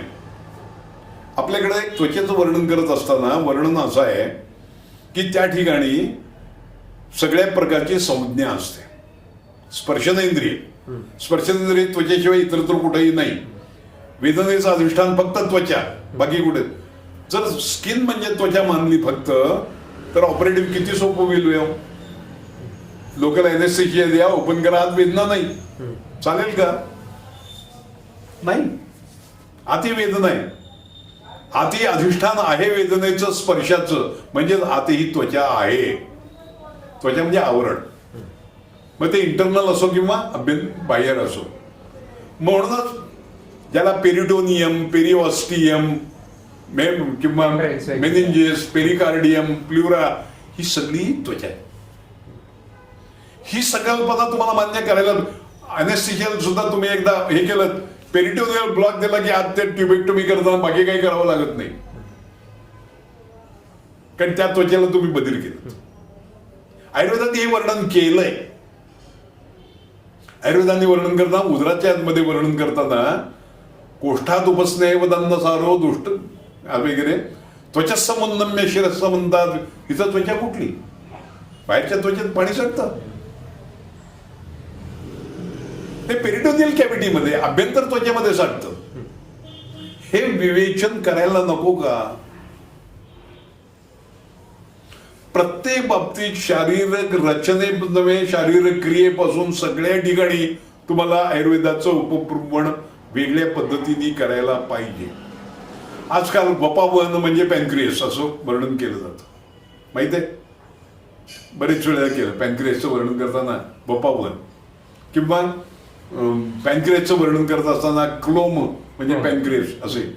अरे क्लोम हे कफस्थान सांगितलं, कफस्थानामध्ये क्लोम सांगितलं, आणि त्याला तुम्ही अग्न्याशय म्हणताय पॅनक्रियसला. मग कसं काय म्हणताय? मग वपावन म्हणजे काय? कोष्ठांग आहे, अंग आहे ना ते, मग कुठलं? ओमेंटम, त्याला वपावन म्हणतो आपण. हे काय अंग आहे? कोष्ठांग आहे? हे तुझे. मग वपावन म्हणजे काय? म्हणजे प्रत्येक बाबतीत तुम्हाला हा विचार वेगळा करायला पाहिजे आयुर्वेदाचा विचार करत असताना. नुसतं बेसिक प्रिन्सिपल्स म्हणतात त्रिदोषांचा विचार नव्हे. आज जे उपलब्ध ज्ञान आपल्याला होत आहे, त्या उपलब्ध ज्ञानाच्या आधाराने आपल्याला जर चिकित्सा करायची असेल तर नीट प्रत्येक विषय नीट समजावून घेतला पाहिजे. आधुनिक शास्त्राची तितकीच जरुरी असं जे मी म्हणतो त्याला अनेक कारण आहेत. आता HIV चा पेशंट आहे, किंवा अगदी सोपा आणखीन बघायला तर आज आपल्याला हेपेटायटिस B चे पेशंट खूप मिळतात. काय असतं हो त्याच्यात? कधीतरी 7-8 वर्षांनी त्याला जॉन्डिस होणार, त्याला लिव्हर सिरोसिस होणार, त्याला कॅन्सर होणार, पण तोपर्यंत तो रोगी नाहीये. शरीरामध्ये विषाणू मिळतात, कसं कळणार तुम्हाला? तपासणी करणार. तेव्हा काय तपासणी करणार? Blood investigation. तुम्हाला कुठल्याही आयुर्वेदाच्या दृष्टीने तपासणी करून कळणार आहे का हा हेपेटायटिस B चा आहे म्हणून? तुमच्या चिकित्सेने हा बरा होता हे तरी कसं कळणार? त्यासाठी सुद्धा पुन्हा ते रिपोर्ट. त्याच्याकरता तुम्हाला त्याचा व्हायरल काउंट बघायला लागेल. पहिल्यांदा व्हायरल काउंट इतका होता, आता व्हायरल काउंट इतका कमी होतोय किंवा हे होतंय. HIV लाही असंच आहे. जोपर्यंत लक्षणं व्यक्त होत नाही तोपर्यंत तुम्हाला मॉडर्नच्या आधाराशिवायचं ज्ञान करताच येणार नाही. काही लक्षणं नसतात. बरा होतं की नाही तुमच्या चिकित्सेने ठरवायला तरी काय? त्याचा CD4 CD8चा रेशो आहे, तो बदलत गेला तर आयुर्वेदिक चिकित्सेने बरं होतं किंवा नाही तुम्ही म्हणलं. याशिवाय तुम्ही काय करणार? त्या HIV ला राजयक्ष्मा म्हणा, ओजक्षय म्हणा, हे सर्वस्वी चुकीचंच आहे. ही नंतर येणारी 8 वर्षांनंतर येणारी लक्षणं आहे. तोपर्यंत त्याला राजयक्ष्मा म्हणणार आहेत, त्यावेळी ओजक्षय म्हणणार आहेत. मग त्यापेक्षा म्हणा ना मी HIV चा पेशंट ट्रीट करतोय. पण ते म्हणायचं असेल तर तुम्हाला मॉडर्नचा आधार घ्यावा लागेल, आणि तो घेण्यामध्ये कोणत्याही तऱ्हेची हे आहे त्याची संपत्ती ठरवताना तुम्ही ठरवा. इथं काय घडलंय तर इथं व्याधी प्रतिकार शक्ती कमी झाली आहे. इथं व्याधी प्रतिकार शक्ती वाढायला आयुर्वेदाच्या दृष्टीने काय करता येईल? व्याधी अक्षम शरीर झालंय, ते व्याधी क्षम जर बनवायचं असेल, व्याधी प्रतिकार शक्ती, तर काय केलं पाहिजे? मग ते करत असताना कुठल्या आपल्याकडे रसायन म्हणून सांगितले ती दिली पाहिजेत.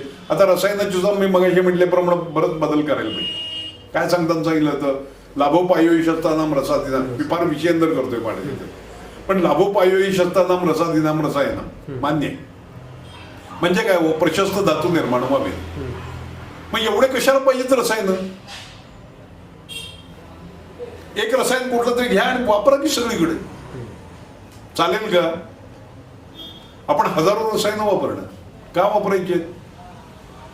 कारण रसायन म्हणजे प्रशस्त धातू निर्माण व्हायला मी मगाशी म्हटल्याप्रमाणे 4 घटक पाहिजे. काही वेळेला पोषकांश नसेल त्यामुळे धातू निर्माण होणार नाही. एका वेळेला पोषकांश बरोबर मिळत आहेत पण त्याचं ऍब्सॉर्प्शनच नीट नाही, म्हणजे पोचत नाही तो तिथपर्यंत ऍब्सॉर्प्शन. तरी स्रोतच बिघडलेला असेल, अग्नी बिघडलेला असेल तरी होणार नाही. मग एखाद्याला पोषकांश मिळत नाही म्हणून धातू निर्माण, तिथं पोषकांश वापरायला पाहिजेत. शतावरी अश्वगंधासारखी रसायन द्रव्य तुम्हाला वापरायला पाहिजेत केव्हा? ज्यावेळेला पोषकांश मिळत नाही त्यावेळेला. याच्यावर बल्लातक रसायन केव्हा वापरायचं आहे? ज्यावेळेला अग्नी असतो, ज्यावेळेला तो गती यायला पाहिजे, त्याला स्रोतोरून दूर व्हायला पाहिजे, त्या ठिकाणी बल्लातकासारखं रसायन वापरावं लागेल तुम्हाला. म्हणजे रसायन म्हणत असताना काही वेळेला पिप्पली रसायन वापरणार होतं त्यावेळेस स्रोतसाला बल देणार म्हणून पिप्पली रसायन वापरणार, इतर कुठलं चालणार नाही त्या ठिकाणी. म्हणजे तुम्हाला प्रत्येक वेळेला रसायनाचा विचार करत असताना अनेक गोष्टींचा, याचं धातू म्हणत असताना कुठला धातू, पुन्हा त्यात बारकाईने विचार करायला पाहिजे, कुठला अग्नी. आता अग्नीच्या विषयीच तुझ्या याच्यात एक प्रश्न होता, म्हणजे याच्यातून आलेला म्हणून. आता अग्नीचा विचार करायचा झाला तर आपल्याकडे अग्निमान्य सांगितलं, अग्नीचे प्रकार सांगितले, त्याच्यात धात्वग्नी सांगितला, पण कुठल्याही ग्रंथामध्ये धात्वग्नींचं विशेष विवेचन नाही. जी दीपन पाचन करणारी औषधं दीपन करणारी ती सगळी जठराग्नी दीपन करणारी. म्हणजे काय? मग धात्वग्नींचा विचार का नाही? कारण त्यावेळेस लोकांना अजून विचार चालू होते, अजून माहित नव्हतं इतकं. त्याचे आत नको का त्यात भर घालायला? हा विचार केल्याशिरीज तुम्हाला होणार. म्हणून तुम्हाला ठरवतं हा रसाग्निवर्धक, हे रक्ताग्निवर्धक, की पावसा द्रव्य सांगता यायला पाहिजे, तर तुम्ही चिकित्सा करू शकणार. विशेषतः याचा विचार मी जास्त करतो तो मॅलिग्नन्सीमध्ये, कॅन्सरमध्ये. कॅन्सरमध्ये काय घडतं? What is cancer according to modern science? Unlimited growth of immature cells. Mature cell वाढल्या तर त्याला आपण वृद्धी म्हणू, कळलं का? ती नव्हे इथं. म्हणजे एखाद्याची चांगल्या तऱ्हेने उपभ्रूमण झालं, भ्रूमण नाहीये या ठिकाणी, इमॅच्युअर सेल वाढत आहेत. म्हणजेच काय होतंय, त्या तयार होत नाहीत ती आणि वाढती संख्या मात्र, म्हणून त्याच्यामध्ये ब्लास्ट सेल्स मिळणार आहेत. कॅन्सर सेल्स म्हणजे ब्लास्ट सेल्स असतात, इमॅच्युअर असतात. अशी काही वर्णन आयुर्वेदात आहे का हो? कुठेतरी त्या याचं वर्णन केलं जातं ते नव्हे मला म्हणायचं. ते फक्त मांसाशी संबंधित एखाद्याचे. पण कॅन्सर हे फार चांगलं वर्णन वाघवाडांनी केलंय अष्टांग संग्रहामध्ये, अष्टांग याच्या किंवा इव्हन याच्यामध्ये सुद्धा. काय आहे? तेशाम साधाती वृद्धिभ्याम धातुवृद्धी क्षयोद्भवा. धात्वग्नीच्या बद्दल विचार करताना सांगितलं. हे सूत्र आपण शिकतो पण त्याचा अर्थ काय नेमका? अग्नी साध झाला की धातू वृद्धी, आणि अग्निमंद झाला की नाही, अग्निमंद झाला की धातू वृद्धी म्हणजे साध झाला की, आणि अग्नि वृद्धी झाला की धातू क्षय म्हणजे काय हो? हा विचारच नाही केलेला कोणी. ही कॅन्सरची संप्राप्ती. अग्नी मंद झाला तर धातू वृद्धी होते पण ती इमॅच्युअर आहे अग्निमान्यमुळे. वाटेल तशा वाढायला लागतात. अनकंट्रोल ग्रोथ, त्याच्यावरचा कंट्रोलही गेला. नाही तर शरीर स्वभावाप्रमाणे एक ठराविक लिमिट आहे ते गेला. हा गेला याचं कारण अग्निमान्य. इथं चिकित्सा करत असताना तुम्हाला धात्वग्नीची चिकित्सा करायला पाहिजे. आणि धात्वग्नीची चिकित्सा जर करता आली तर तुम्हाला मी पूर्ण बरा होणार नाही पण we can keep it him under control. एखादा मांसक प्रदोष कॅन्सरचा विकार असेल तर त्या ठिकाणी मांसाग्निवर्धक वापरलं पाहिजे. ल्युकेमियासारखा किंवा याच्यासारखा जर रक्तातील रक्ताग्निवर्धक द्रव्य वापरता आलं. बोनशी संबंध असेल तर पण ही माहीत पाहिजेत की नाही. आजकाल रिसर्च करायचं म्हणजे काय घडतं, एखाद्या कुठल्या तरी ग्रंथातला कल्प घ्यायचा आणि त्याच्यावर एक 25-30 लोकांच्यावर प्रयोग करायचा आणि त्यातून रिपोर्ट मांडायचे आणि त्याच्यावर एमडी व्हायचं. याखेरीज काही घडतंय का? मला म्हणायचंय अशा प्रकारचे प्रयोग व्हायला पाहिजे. सिकल सेलमध्ये मी अॅनिमियामध्ये काम काय करू शकलो, मी हा विचार केला. बिल्व हे उत्कृष्ट रक्ताग्निवर्धक द्रव्य आहे. हे मी माझ्या काही प्रयोगातून ठरवलं, काही अनुभवातून ठरवलं. ते कसं ठरवलं नाही तो आणखीन वेगळा विषय. पण हे जोपर्यंत तुम्ही ठरवत नाही तोपर्यंत त्याचा उपयोग नाही. अग्नीचा विचार करत असताना धात्वग्नीचा विचार हा प्रामुख्याने झाला पाहिजे, जो आयुर्वेदाच्या मूलभूत ग्रंथातून कुठेही केला नाही. त्याचा जास्तीत जास्त विचार मेदोरोगामध्ये की मेदो धात्वग्नी मांद्य वगैरे शिलाजितू सारखे काही प्रयोग, पण याखेरीज जास्त कुठल्याही याच्यात वर्णन नाही. याचा उपयोग अनेक ठिकाणी करता येतो. उदाहरण सांगतो तुम्हाला एक. वंगभस्म काय गुणधर्म सांगितलेत? शुक्रवर्धक नाहीये, ते ओजोवर्धक आहे. ग्रंथात कुठेही शुक्रवर्धक म्हणून सांगितलंय, ते ओजोवर्धक सांगितलंय. ओज म्हणजे काय? सप्तधातूंचा सार. तो कसा निर्माण होईल? साती धात्वग्नी असतील तेव्हा म्हणजे धात्वग्नी वर्धना करता याचा चांगला उपयोग का नाही म्हणत तुम्ही म्हणणार?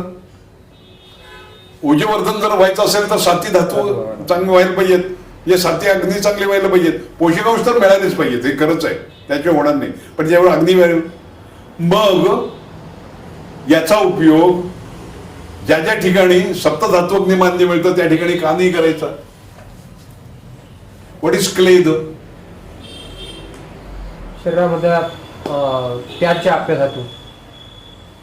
मग मलामध्ये आणि त्याच्यामध्ये काय फरक आहे? हा मल आहे का? नाही का? त्याचे आहे ना? नाही क्लेद मल आहे. तुम्ही मनाबद्दल मला वाटलं क्लेद हा मल आहे का? निश्चितच मल या स्वरूपात नव्हे. मल म्हणजे कसा? आता मल म्हणजे काय? पुन्हा मल म्हणजे काय आहे? मल आपण म्हणतो की एखाद्या धातूची ज्यावेळी निर्मिती होते त्यावेळी 3 घटक होतात, एक पोष्य, पोषक आणि मलभाग. तिथला पोष्य भाग म्हणजे स्थायी धातू, अस्थायी धातू म्हणजे पुढचा धातू, आणि काही भाग असा निर्माण होतो ज्याची शरीराला जरूर नाही म्हणून तो विसर्जित केला जातो. क्लेद असा आहे का? 2 धात्वाग्नींच्या धात्वग्नी. पुन्हा विचार करा, धात्वग्नी मांद्यातून निर्माण होणारा आम म्हणजे क्लेद. लक्षात घ्या पुन्हा मला काय म्हणायचंय. धात्वग्नी मांद्यातून निर्माण होणारा आम म्हणजे क्लेद. म्हणजे क्लेद निर्माण होतं याचा अर्थ काय आहे? त्या ठिकाणी धात्वग्नी मांद्य, क्लेद अधिक प्रमाणात निर्माण होत असेल तर बरोबर. मग जिथं क्लेद बहुल असे जे व्याधी तिथं वंगभस्म वापरून बघा ना.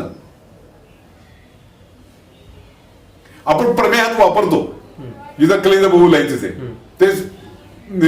पण ह्याच जर कोष्ठामध्ये वापरलं तर फॅन्टॅस्टिक रिझल्ट आहेत. मामा गोखलेंनी जे आयुर्वेद रसायचं त्यावेळेला औषध बनवलं थायोस्टेटिन म्हणून, त्याच्यामध्ये वंगभस्म ऍड केलं याच विचाराने की ते क्लेद कमी करणारं म्हणजे धात्वग्नी कमी करणारं, म्हणजे धात्वग्नी वाढवणारं म्हणजे क्लेद कमी करणारं म्हणजे इथं उपयोगी झालं पाहिजे. हा आयुर्वेदाच्या सिद्धांताला सोडून नाही हा विचार. पण वंगभस्म ओजोवर्धक सांगितलंय, त्याचा उपयोग करून घेऊन तुम्हाला अनेक ठिकाणी वापरते. तुम्हाला प्रशी पवार माहित असते, जे आपल्या विद्यापीठाचे डीन होते काही वर्ष नगरचे. त्यांचा एमडीचा विषय होता प्रवाहिकेवर वंगभस्माचा प्रयोग. हाच विचार मनात घेऊन मीच त्यांना सुचवलं होतं. उत्कृष्ट उपयोग होतो प्रवाहिकेवर वंगभस्माचा. ग्रंथात कुठे मिळेल का तुम्हाला? कुष्ठाच्या प्रकरणात कुठे मिळणार नाही प्रवाहिकीय प्रकरण, पण त्याचा व्यवहारात उपयोग तुम्हाला दाखवता येतो.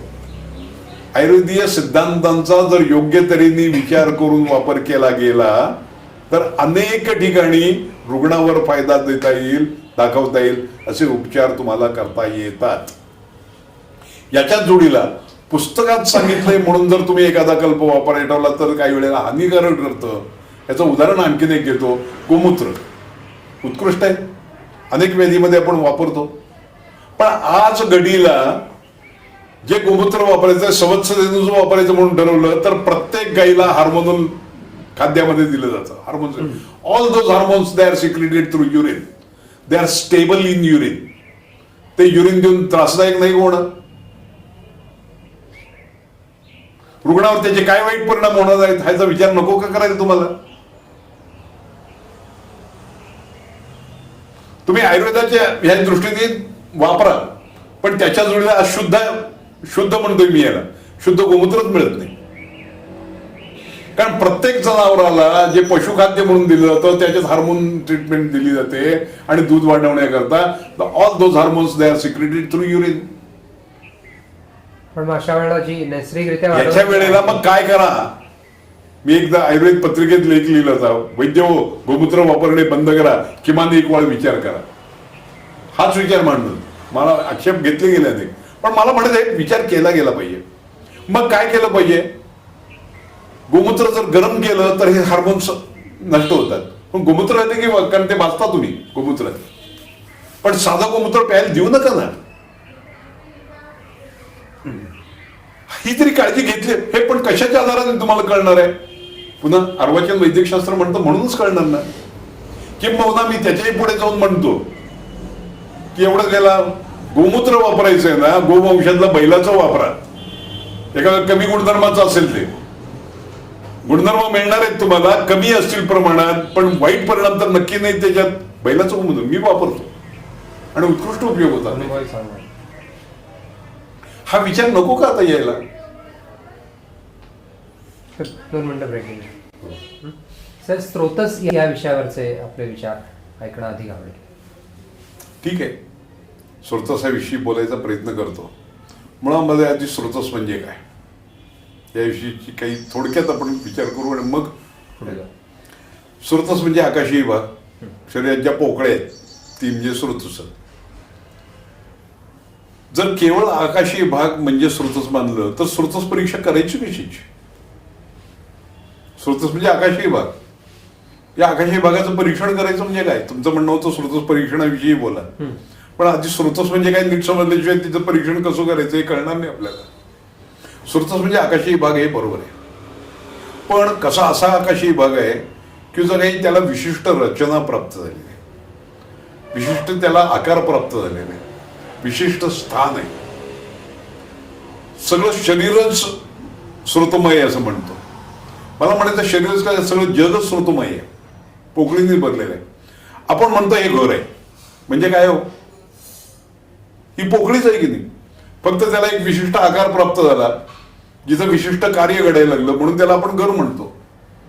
शाळा म्हणजे जिथं विशिष्ट आकार झाला, जिथे विशिष्ट रचना झाली, तिथं बाग टेबल आली, जिथं विशिष्ट, म्हणून त्याला आपण शाळा म्हणणार, याला हॉस्पिटल म्हणणार. पण ही शेवटी पोकळीच आहे की नाही. तर स्रोतच म्हणत असताना ती पोकळीच आहे, पण त्याला विशिष्ट आकार प्राप्त झालाय, विशिष्ट आणि विशिष्ट फंक्शन आहे. काय कार्य आहे, तर ज्या ठिकाणी शरीरातले भावपदार्थांची निर्मिती होते त्याला स्रोतस म्हणायचे. अशी पोकळी. किती भावपदार्थ निर्माण होतात शरीरात, असंख्य. मग स्रोतस किती आहेत, असंख्य आहेत. वर्णन असं केलेलं आहे की यावंत शरीरे मूर्तिमंतो भावविशेष तावंत एव स्रोतसाम प्रकार विशेष. बरोबर. आता एक आणखीन बारकाव, मी म्हणजे नेहमी विश्लेष करत असतो म्हणून म्हणा, यावंत शरीरे भावपदार्थ, यावंत शरीरे मूर्तिमंतो भावपदार्थ म्हणजे काय हो, त्याला आकार आहे असं. म्हणजे असे काही भावपदार्थ आहेत का शरीरात ज्याला मूर्ती नाही. अमूर्तिमान भाव कोणते हे माहित पाहिजेत की पहिल्यांदा. शरीरात निर्माण होत आहे भावपदार्थ, पण ज्याला आकार नाही, रंग नाही, रूप नाही, वास नाही, चव नाही, जे इंद्रियांच्या परीक्षण करता येत नाहीत, असे शरीरातले कुठले भावपदार्थ जे अमूर्त आहे त्यांचं स्रोतच नाही, बाकी प्रत्येकाचं स्रोतच आहे. मन याचं स्रोत आहे कारण त्यालाही आकार आहे. अणुत्व मतचे एकत्व दोगुण मन, त्याला गुण आहे, त्याला आकार आहे. मग असे कुठले गुण किंवा असे कुठले भावपदार्थ जे शरीरात निर्माण, भावपदार्थ म्हणजे गुण नव्हे नुसते, भावपदार्थ जे अमूर्तमान आहे, ज्याला मूर्तमान नाहीये, तर असे आहेत सगळे मानसिक भाव. राग, लोभ, क्रोध, मत यांना भाव म्हणतो आपण, पण ते अमूर्तिमान आहेत, यांचं निराळं स्रोतच नाही. बाकी प्रत्येकाचं स्वतंत्र स्रोतच निर्माण होण्याचं स्थान, म्हणून मूर्तिमंतो भाव विषय शब्द प्रयोग केला. आता शरीरात पोकळ्या अनेक आहेत. काय ज्यातून वहन होतं ते स्रोतच नाही. त्यात वर्णन केलं शिरा धमनी वर्गित. शिरा आणि धमनी जरी पोकळी असली, जरी त्यातनं काही भावपदार्थ तरी काय फरक आला दोन्हीमध्ये. स्रोतसामध्ये वहन होतं कशाचं? त्याच्या स्रोतसातल्या भावांचं, बरोबर की नाही? अस्थिव स्रोतसात कशाचं वहन होईल? वाताचं. अरे अस्थिभावामध्ये अस्थिच व्हायला पाहिजे ना. हो हो. बरं. मग अस्थिचं वहन कसं होईल? तर लक्षात ठेवा, भावपदार्थांचं नव्हे, त्यातून पोषक भाव पदार्थ जे आहेत ज्यांच्यापासून पुढे ते निर्माण होणार ते तिथे यायला पाहिजेत ना, त्यांचं वहन होतं. म्हणून वर्णन केलं, परिणामम अपद्यमानानाम भावानाम अभिवाहिनी तत्श्रुतांशी. परिणत नव्हे, ज्याचा परिणाम होणार आहे पुढे, अपद्यमान भाव जे आहे त्यांचं परिणाम पुढे त्या भाव ते तिथं अस्थिव स्रोतात अस्थि पोषक अस्थिर आल्या पाहिजे की नाही, त्यांचं वहन होणार आहे. ज्यातून निर्माण झालेले पाव पदार्थ होतात ते रक्तवह नाडी वेगळी आणि रक्तवह स्रोतच वेगळं.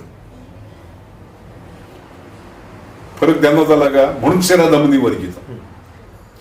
असंख्य भाव असंख्य स्रोत म्हणून सांगितली असली तरी त्यातल्या काही जी महत्वाची याची गणना केली. कुठली कुठली माहिती आहेत तुम्हाला? 13 चरकांनी सांगितली. कुठली? प्राण, उदक, अन्न, रस, रक्त, मांसमेध, अस्थिमज्जा, शुक्र, बरोबर. मूत्र आणि स्वेद. बरोबर. हे प्राण, उदक, अन्न, 7 धातूंची 7 आणि 3. आणि 3. मग दोषांचे स्रोत का नाही तो?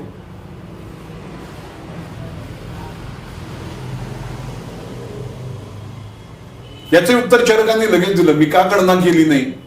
तर ते सर्व शरीर व्यापी आहेत आणि म्हणून त्यांची ते नसतात असं नव्हे, ते सर्व शरीर व्यापी असल्यामुळे त्यांची निराळी गणना मी केली नाही. बरोबर. म्हणजे दोषांची स्रोत निराळी सांगितली नाही. कुठली कुठली सांगितली म्हणाला?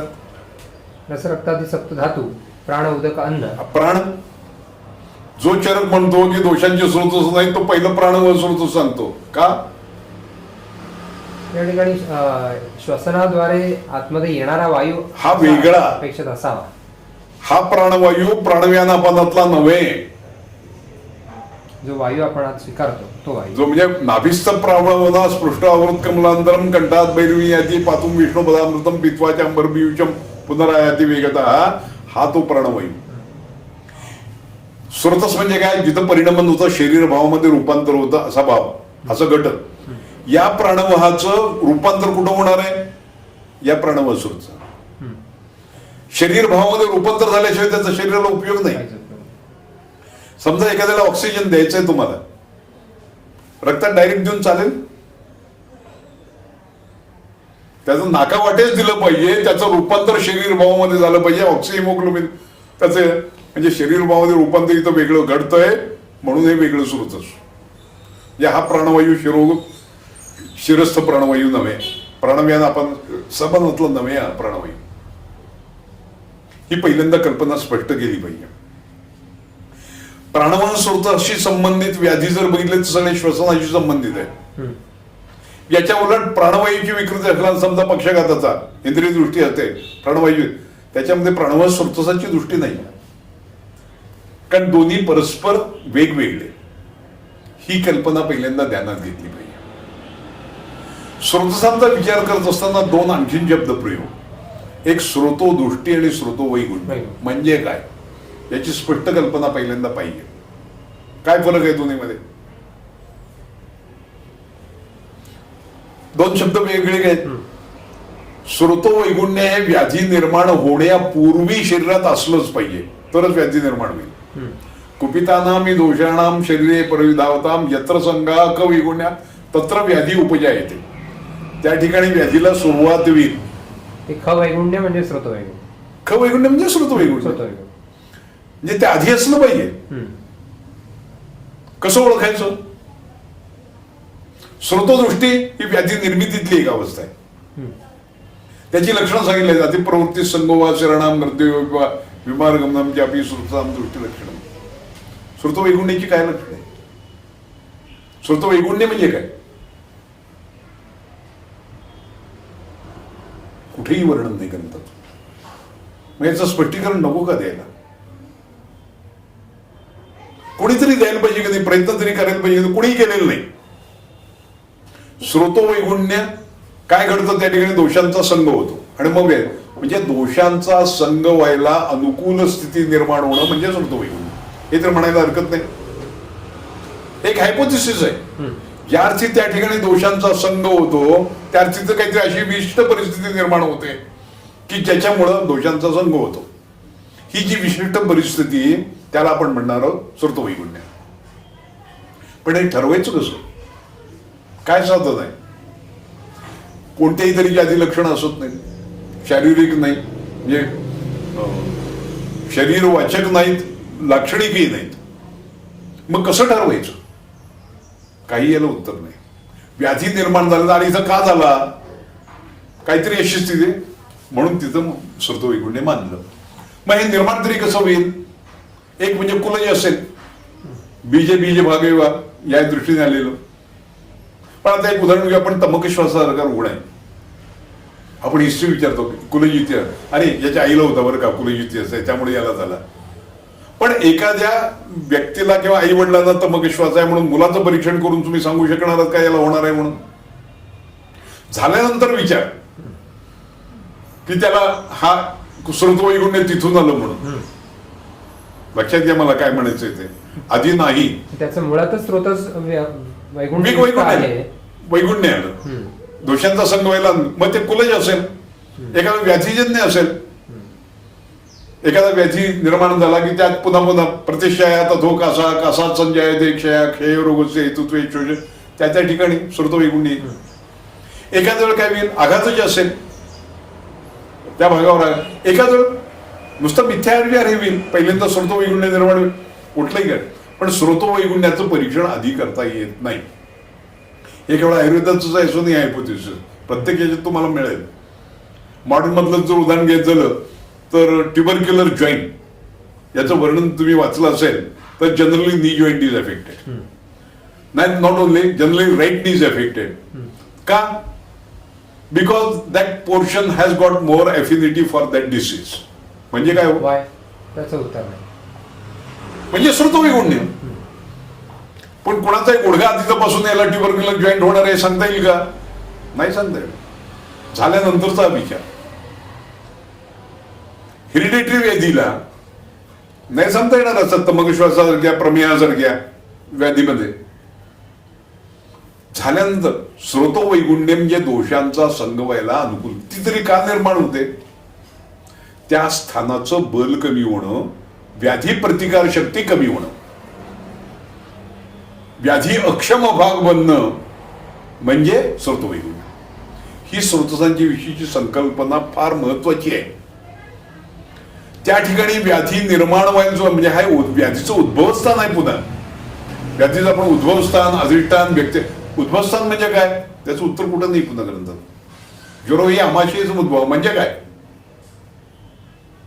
उद्भवस्थानाची कल्पना समजावून सांगायला तुम्हाला श्रुतवैगुण्य म्हणजे काय समजा. मग पुढं काय त्याचं मी संप्राप्तीच्या याच्यामध्ये मांडतोच नाही. पण श्रुतवैगुण्य हे लक्षात घेतलं पाहिजे. प्राणव स्रोतसामध्ये त्याचं जे काही प्राणव स्रोताची जी मुलं आहेत ती आधीच वैगुण्यायुक्त आहेत, हे कसं ओळखावं? नाही तर ओळखताय, तेच सांगतो मी तुम्हाला.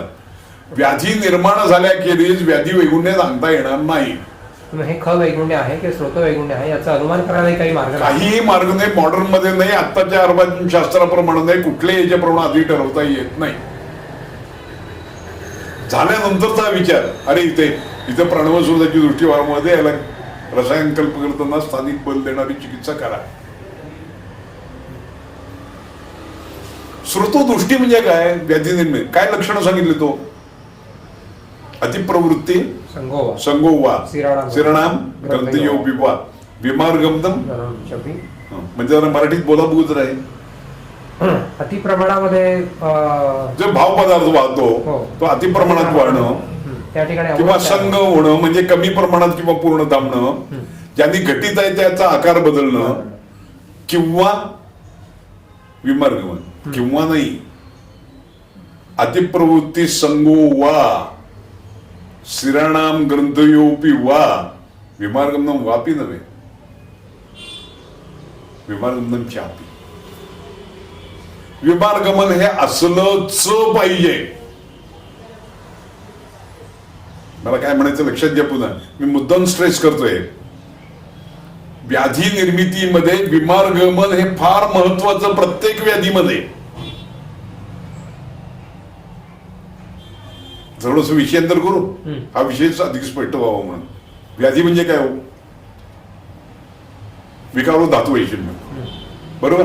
धातू म्हणजे काय तर नाही, दोष धातू मध्ये ते सर्व विशेषतः दोष वैषम्याला जास्त महत्व, म्हणून आपण रोगस्तु दोष वैषम्य. आता याच्यामध्ये दोष वैषम्य काय मग शरीरामध्ये आहे की नाही? वयो रात्री भुक्ता नांत्यंत मध्याधिका क्रमात. मग प्रत्येकाला रोग झाला म्हणायचं नाही. तर त्यावेळी काय म्हणणार तुम्ही की त्यावेळी विकारो दुःखम येवच, त्यावेळी दुःख झालंच पाहिजे याच्या जोडीला, तर तो व्याधी. एखाद्याला श्वित्र झालं, काय दुःख आहे त्याला? मानसिक दुःख आहे, म्हणजे शारीरिक असो किंवा मानसिक. पण याच्याविषयी मी आणखीन उदाहरण घेईन. एखादा बालक आहे, वर्षभराचा मुलगा आहे, त्याला श्वित्र झालं, त्याला शारीरिक वेदना, मग त्याला रोग नाही म्हणायचं? तुमच्या व्याख्यात बसतच नाही मुळे. मग काय? इथं दुःखाची व्याख्याच बदलायला पाहिजे. दुःख म्हणजे संवेदना नव्हे, मानसिक किंवा शारीरिक.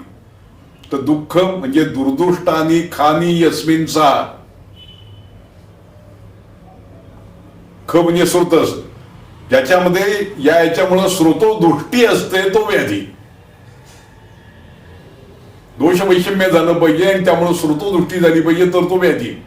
ही व्याख्या कुणी केली माहिती आहे? डल्लनाने केली.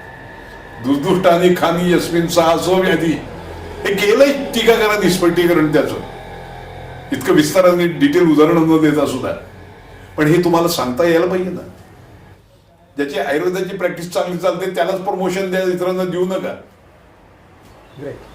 मी अतिरेकी असं वाटतं पण की आज मी माझ्या खाजगी दवाखान्यात सुद्धा केवळ आयुर्वेदाची प्रॅक्टिस करून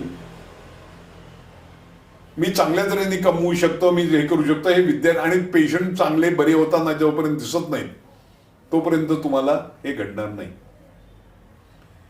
अशी मी अगदी उलटी भूमी आहे ना. शेवटी त्यातनं निष्पन्न निवडून झालं की आम्हाला 6 लोकांना प्रायव्हेट प्रॅक्टिस करायला परवानगी दिली विथ वर्ल्ड स्केल. GR कडून 6 लोकांची नावं घालून. त्यामुळे मी प्रिन्सिपल जरी कॉलेजचा झालो तरी during that time I was officially allowed to have private practice. पण विद्यार्थ्यांना जोपर्यंत प्रत्यक्ष तुम्ही दाखवत नाही, मग ते खाजगी विद्यालय किंवा रुग्णालयात असो, तोपर्यंत विद्यार्थ्यांचा याच्यावर विश्वास बसणार नाही. याकरता आयुर्वेदाने उपचार केलेले रुग्ण अधिकाधिक लोकांच्या समोर कसं येतील. आणि आयुर्वेद सुद्धा ठीक चांगल्या तऱ्हेने शिकवलं पाहिजे हो. आज अध्यापक कसे आहेत जे वाईट वाटतं काही वेळेला की काही येत नाही अध्यापकांना सुद्धा. हे उदाहरणं घेऊन येत पण घेतो तरी सुद्धा. माझीच एक विद्यार्थिनी, म्हणजे मी जातीवाचक बोलतो असं वाटेल एखादं, हे जर प्रसिद्ध झालं तर, की तिला MD ला प्रवेश मिळाला. MD ला प्रवेश मिळाल्यानंतर माझं म्हणणं असं होतं की MD चा नियम काय आहे की किमान 55% त्या विषयात मिळाला पाहिजे मार्क. तिला नाही आहेत. मग का तर म्हणे त्यांच्याकरता हा नियम नाही. म्हणजे किमान ती पास तरी पाहिजे त्या विषयात. तिला जयकर रूल लागून 10 मार्क मिळून ती पास होते. नियम काय आहे त्यांना? नियम ना, ती पास आहे की नाही, कशी आहे, तिला MD ला प्रवेश मिळाला. आणि आज ती एका कॉलेजमध्ये हेड ऑफ द डिपार्टमेंट आहे काय चिकित्सेची. आता काय करणार सांगा विद्यार्थी? खरोखरच अभ्यासात ढ म्हणता येईल अशी स्थिती. आता हे बदलणं शक्य नाहीये. तुमच्या याच्यात नाही, माझ्या याच्यात नाही, किंवा कोणाच्याच हातात नाहीये या गोष्टी. सिस्टीमच तशी आहे. पण शिक्षक जर चांगले नसतील तर काय करणार होत आपण? आज परिस्थिती अशीच आहे बरीचशी, की पैसे मिळतात म्हणून पाट्या टाकणं म्हणून अशा प्रकारचं काम चालतं आणि त्यांनी विद्यार्थी तयार होणारच नाही. सिलेबस काय आहे याला फार महत्व देत नाही. पण बदल करण्यासाठी काय उपाय कसं करणार आहे ते? माझ्याकडून म्हणून मी सांगले की प्रश्नाचं उत्तर देणं खरंच कठीण आहे. आपल्याकडून प्रयत्न करत राहणे त्याचे. म्हणून एक उदाहरण सांगतो. मी ज्या वेळेला काय चिकित्सेमध्ये काम करत होतो त्यावेळी मी एक पद्धत सुरू केली की मी विद्यार्थ्यांना एक्स्ट्रा शिकवायला तयार आहे. क्लासेस घेणार आहे म्हणून आपण, पण anybody can come to me. पण मी दररोज एक्स्ट्रा शिकवेन, त्यात मी जे शिकवलं ते दुसऱ्या दिवशी तयार पाहिजे. ते श्लोक मी म्हटलं एवढे तर पाठ पाहिजेत, ते नसतील तर तो कायमचा डिबारवील पाहिजे. सुरुवातीला खूप विद्यार्थी आहे, हळूहळू ते गळत जाऊन काही विद्यार्थी राहिले. पण दरवर्षी प्रत्येक बॅचमध्ये माझे विद्यार्थी म्हणून काही बाहेर पडायचे. माझ्याबद्दल लोकांनी तक्रार केली की आपले विद्यार्थी पहिले याव्यात म्हणून हे प्रयत्न करतात. युनिव्हर्सिटीने वन मॅन कमिटी नेमली, पुणे युनिव्हर्सिटीने एक्झिक्युटिव्हने, याची चौकशी करायला. ते माझ्याकडे म्हटलं मला मान्य आहे आरोप. 8 विद्यार्थी आता माझ्याकडे आहेत, त्यातले पहिले 8 ते असले पाहिजेत इतकं मी त्यांना शिकवतोय. याकरता एकही पैसा मी घेत नाही, एकही एक्झामिनरला मी भेटत नाही किंवा मी काही करत नाही. तर माझं मी अपेक्षा का ठेवू नये? हे मला आरोप असला तरी मला मान्य आहे. तुम्ही प्रिन्सिपल असला तरी प्रिन्सिपलच्या खोलीमध्ये क्लासेस घेता म्हटलं मला वेळ मिळेल तिथं मी घेतो. हाही आरोप म्हणून असेल तर मला मान्य आहे. तिसरा आरोप होता मी फक्त ब्राह्मण विद्यार्थ्यांना शिकवतो. पण तोही शक्य नाही म्हटलं. माझ्याकडे आता जे आहे त्यात एक ओबीसी आणि एक बीसी आहे, पण त्यांच्याही मुलाखती घेतल्या गेल्या. आणि शेवटी युनिव्हर्सिटीला ठराव करावा लागला. म्हणजे ज्या लोकांनी तक्रार केला होता त्याने मला एक प्रशस्ती पत्र मिळवून दिलं की यगो जोशींनी केलेली पद्धत सगळ्या कॉलेजमध्ये सुरू होणं आवश्यक आहे. विद्यार्थी घडवण्याची पद्धत.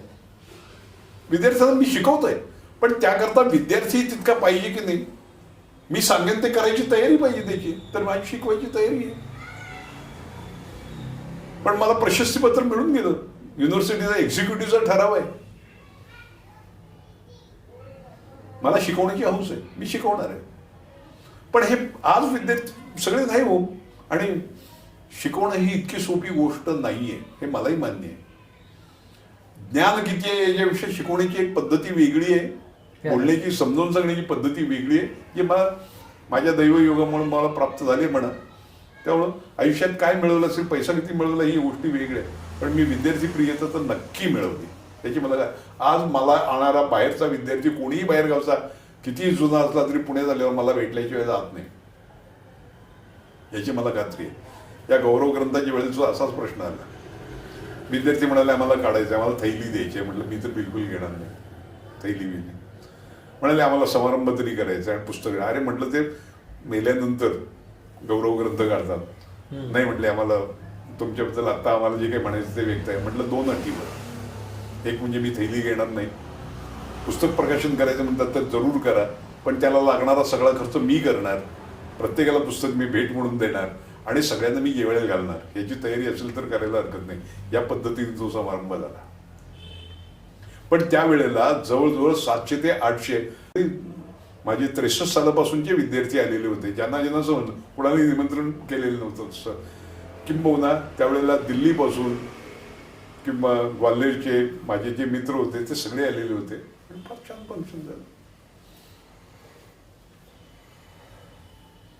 मला सगळ्यांच्याकडून सहकार्य, मला विद्यार्थी प्रियता लाभली हे माझं सुदैव समजतो मी. आयुर्वेदाचा हा विषय खरं तर 2 तासात तुमच्यासारख्या नाही काम आहे. शक्य नाही. आणि मी एकदा बोलायला लागलो की विषयांतर फार करतो. बरोबर. आम्हाला पुन्हा एकदा तुम्ही येण्याची संधी द्यावी विनंती करून आजचा कार्यक्रम संपवतो. कारण मी विषयांतरी खूप करत असतो हे मला मान्य आहे, पण त्या अनुषंगाने का असे ना, पण विषयांतर होतच किती नाही. विषयांतर झालं तरी ते शास्त्रावर धरूनच असतं, त्यामुळे त्याला तसं विषयांतर नाही म्हणतात.